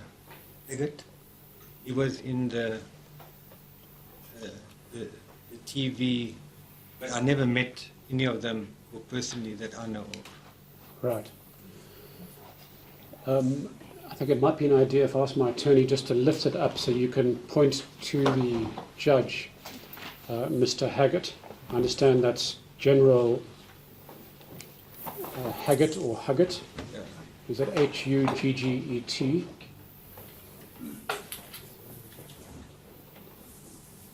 Just to point out again, Mr. Jennings.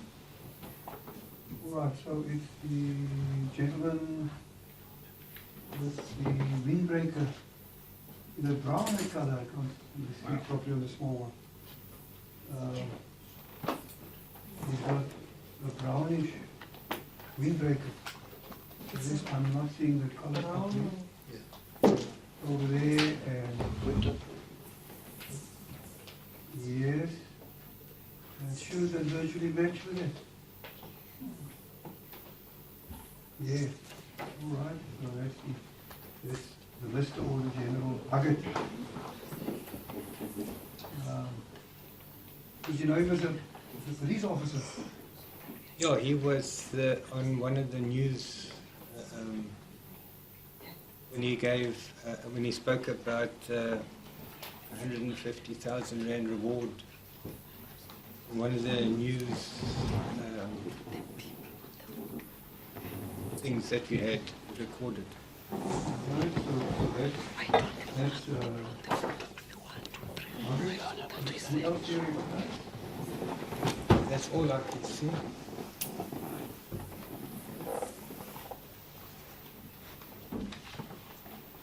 Committee certain.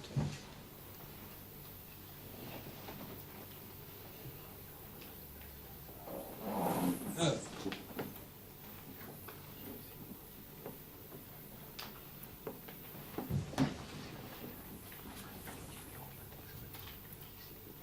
Is this with Eric Taylor? No.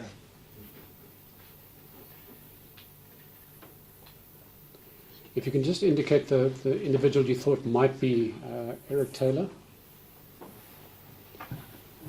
So that's third from the right, and from what I can see, wearing blue-coloured pants. And from this distance, I'm not sure whether it's a jersey or a jacket.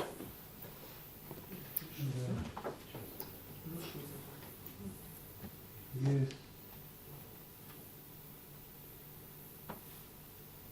Does he seem to have been wearing matching shoes?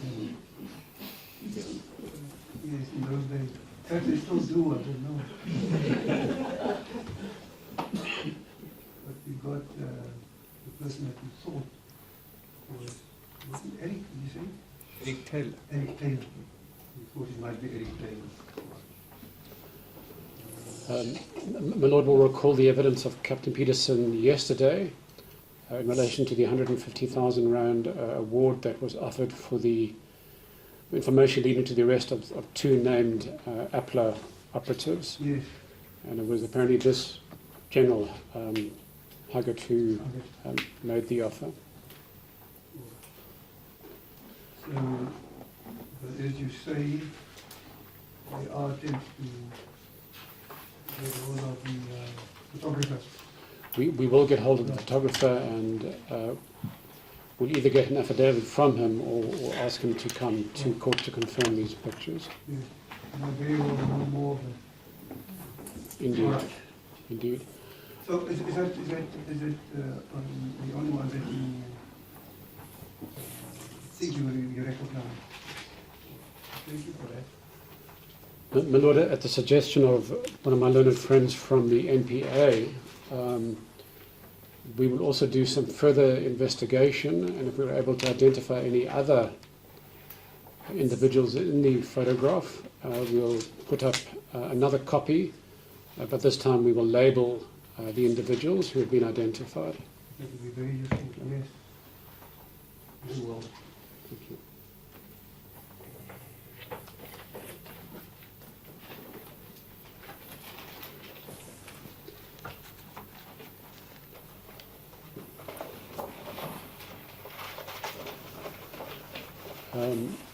My Lord, that concludes the follow-up we had for Mr. Baling. But I understand my learned friends from the NPA. Well, I'll let Mr. Governor talk about the possibility of the projectile coming to court. Oh, you have it. All right. I'll hand over to Mr. Governor. Very well. Thank you, Mr. Barber. Governor? Thank you, Lord. Good afternoon, Mr. Bailey. I would also take this opportunity to introduce myself because we've never met. My name is Divyan Govender, and I'm one of the prosecutors as part of the NPA team. I've just recently joined, and I haven't been part of the meetings that have conducted with my two learned colleagues, Mr. Coltman and Mr. Bosman. There are a few questions I would like to ask you, but I want to make it clear from the beginning, as my Lordship indicated at the beginning, our responsibilities as prosecutors is to assist the court in ensuring that the evidence is laid. My job is not to cross-examine you, because as a victim, you, as far as the NPA is concerned, and me personally, I am representing you as well. So those are my responsibilities to the victims of crime. So I want to make it very clear, it's not our intention to cross-examine, but there are issues I need to clarify. There are just two aspects with regards to your evidence that was led through Advocate Vani.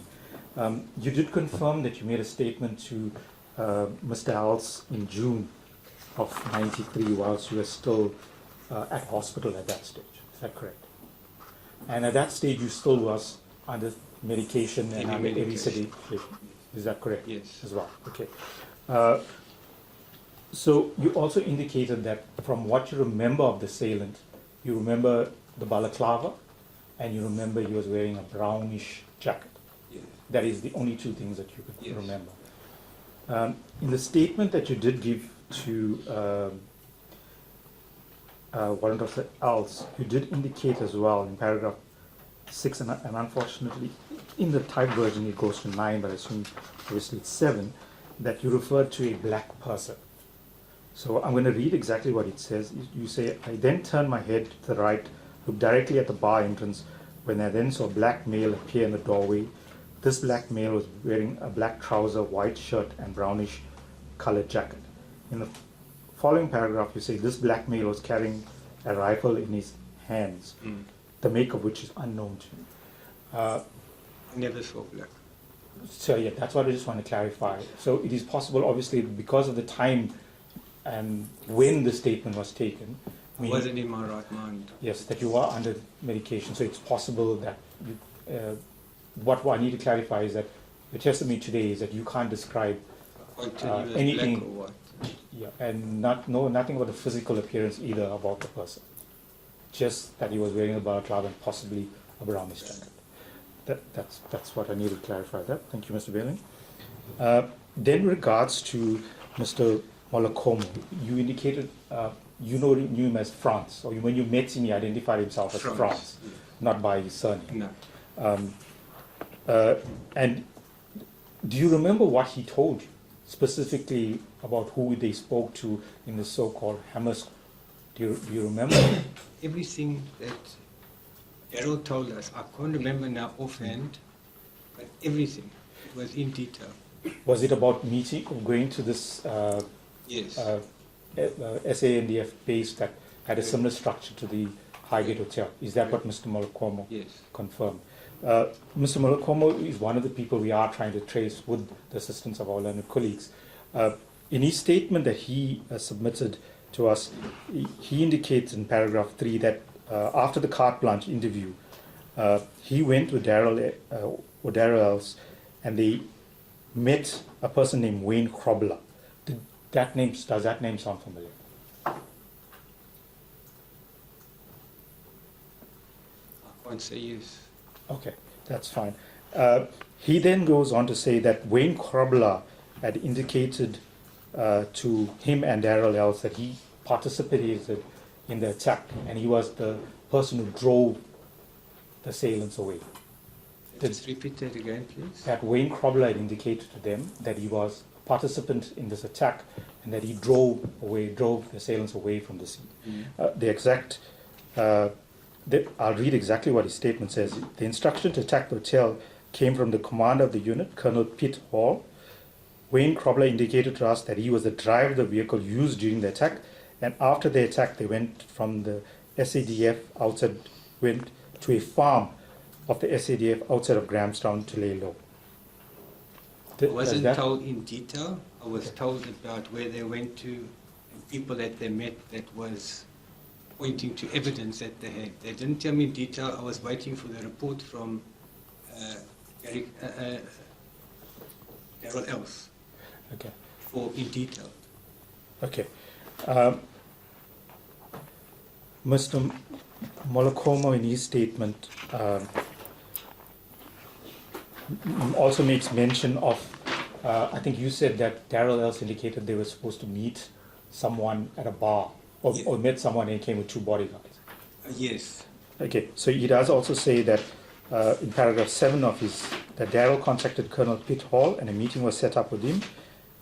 Darrell and Hansi Meyer, a member of the SAPS, met with Pitt Hall in a bar in Port Elizabeth. I was also at this bar, but only there as an observer. Pitt Hall arrived at the bar with 2 bodyguards. The meeting was short and they left. Did Frans also convey that to you as well? As it indicated? I remember, I can't remember names well, but I remember it was either P or an L. It started with the name. Okay. So it refers to a P, which is... Okay, yes, I remember that. You did say that you couldn't remember who they had met. Mr. Molokwama's statement does not make any mention of the structure and similar to the Highgate. What Darrell told me, yes. Okay, that's fine. I also want you to inform that we have obtained statements from, Captain Nell did obtain statements from a Wayne Krobler, who confirmed that he was part of the Hammerhead squad. My lord, that is marked in... Sorry. I'm just going to confirm the exhibit, my lord. I think it's Sorry. E. Is it E?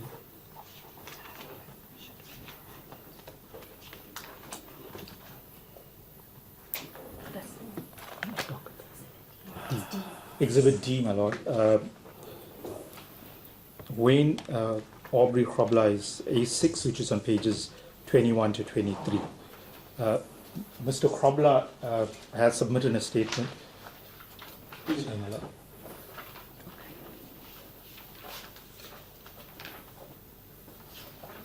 Also, December 2012. And in that statement, he denied taking part in the attack. I just want you to be aware that's what he's saying. I'm not saying whether that's correct or not. I'm just saying Yes. that's what he's saying. Okay. They also, a statement was then obtained as well from a Peter John Wust Hall,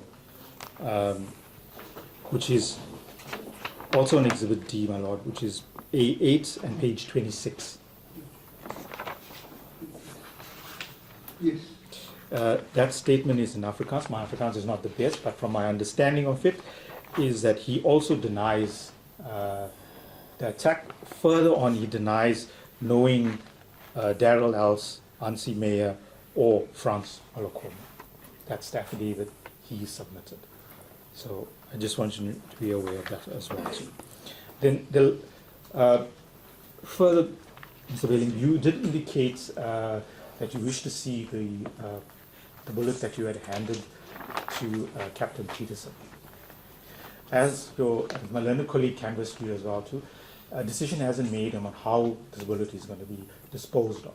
So what we thought it would be important is for us to show it to you, but once a decision is made on how it's going to be disposed, either be retained by the SAPS or handed back to you, then obviously that would be done. But I would like to show you the bullet. Captain Peterson has handed it to me. It's still in a sealed evidence bag, my lord. It's still in an evidence bag. My understanding will be if we wish to open the bag, it has to be done by Captain Peterson. Yes. For him to reseal it thereafter, and affidavits regarding the chain will obviously then be open. But Can I ask, is he's alive, yeah. I've gone to the office. Gone back to the office. Is he gone back to the office? Maybe just for this, for now, if to me, I can't see through this packet, but maybe you'll have better luck. I can try. And then if there's an issue, maybe, my lord, we can canvass it in the morning where Captain Peterson can then... Yes, because Mr. Welling says that he had seen some characteristic markings on that one, so we can just see it's the same thing, you can't tell. You have to get the captain.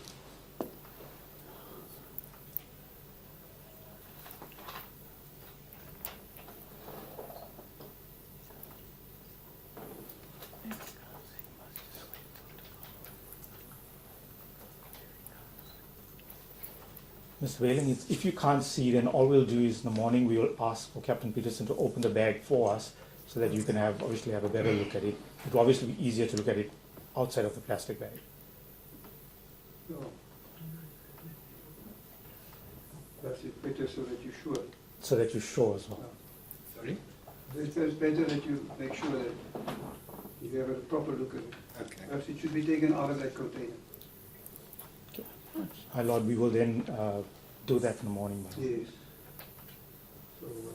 So, So, Mr. Whalen, we will do that in the morning. We will ask Captain Peterson to open it in front of us, and then you can have a look at it.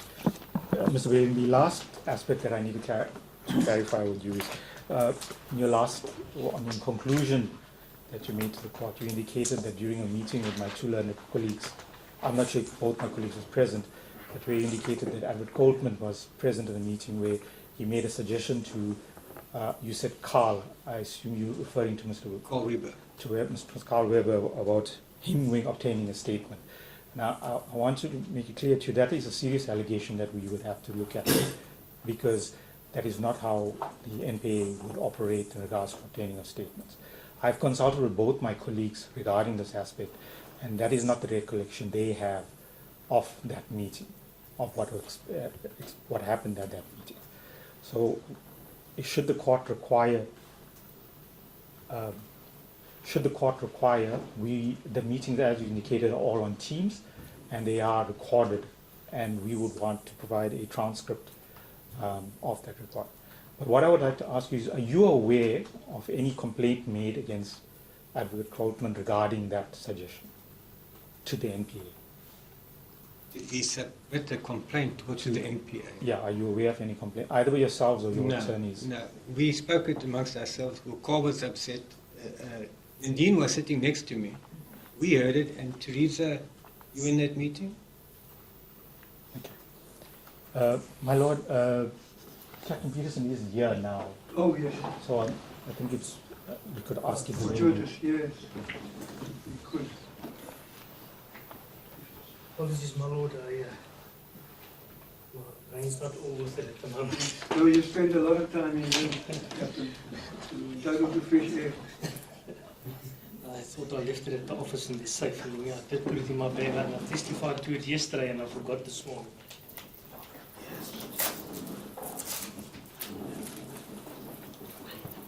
So you are physically opening the evidence bag with the projectile.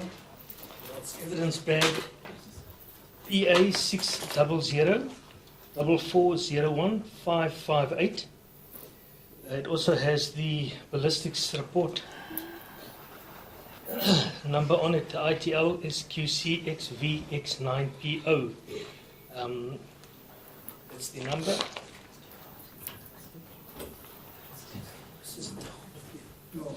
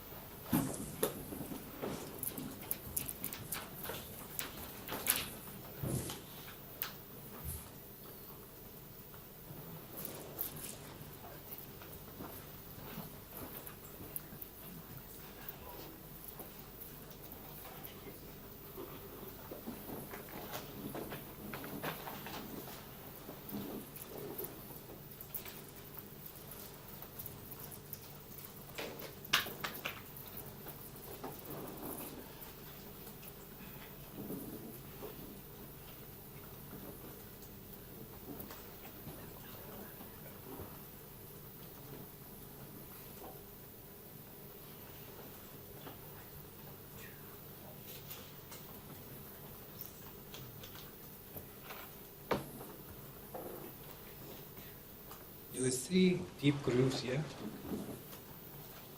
It seems to be filled up. They were deep in there. 1, 2, another one there that's been filled up. Grooves. There were 3 grooves. You still see the outlines, Mr. Belly? Yes, but it's been But filled it's filled up. up now. See that? It's been filled up. It has been filled up, my lord. We'll have to ask Colonel van der Merwe what and why. They were deep. They were deep, yeah. Also mentioned there was an M on the back. No.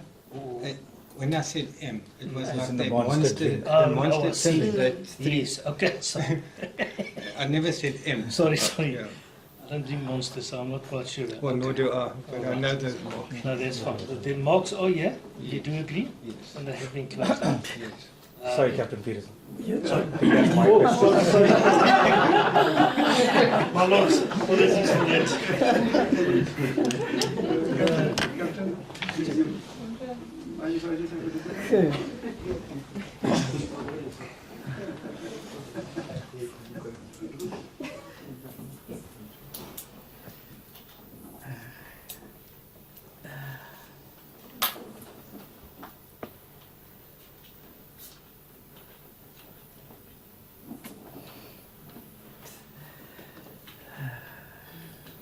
Is I've had a look at the projectile. There appears to be the outline of some markings. And there's some black substance on the surface of what appears to be copperish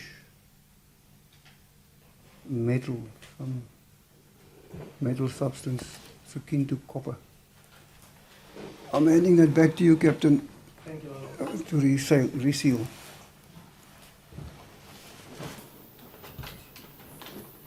Thank you, my lord, for the indulgence. Governor, yes. Mr. Baling, as Captain Peterson eloquently put it, can you confirm that is the bullet that you handed to him for ballistic testing? Thank you, Mr. Baling. Mr. Baling, just the last question. I was interrupted by Captain Peterson, but just to confirm, you said that you were upset with what had happened, but you confirmed that no complaint, as far as you're aware, was made by either. We never submitted any complaint. We were just upset amongst us. Nothing further, man. Thank you, Mr. Governor. There's nothing that arises from what happened in the interim, Mr. Barnes. My lord, nothing further from our side.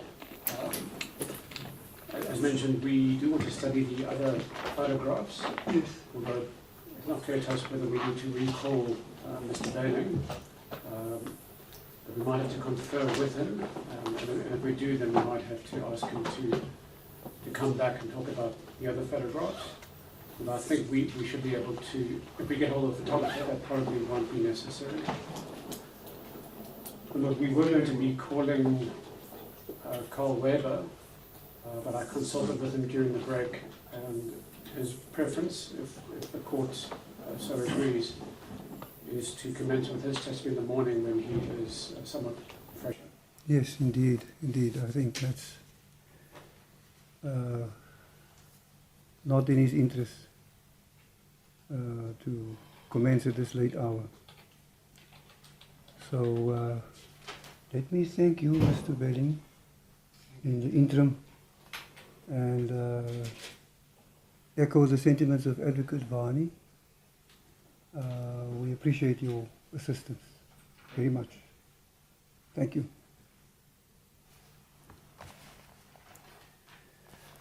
I think that brings us to the end of today's proceedings. We'll adjourn until tomorrow, and hopefully we'll deal with the evidence of Mr. Weber. We'll adjourn until 10 o'clock tomorrow morning.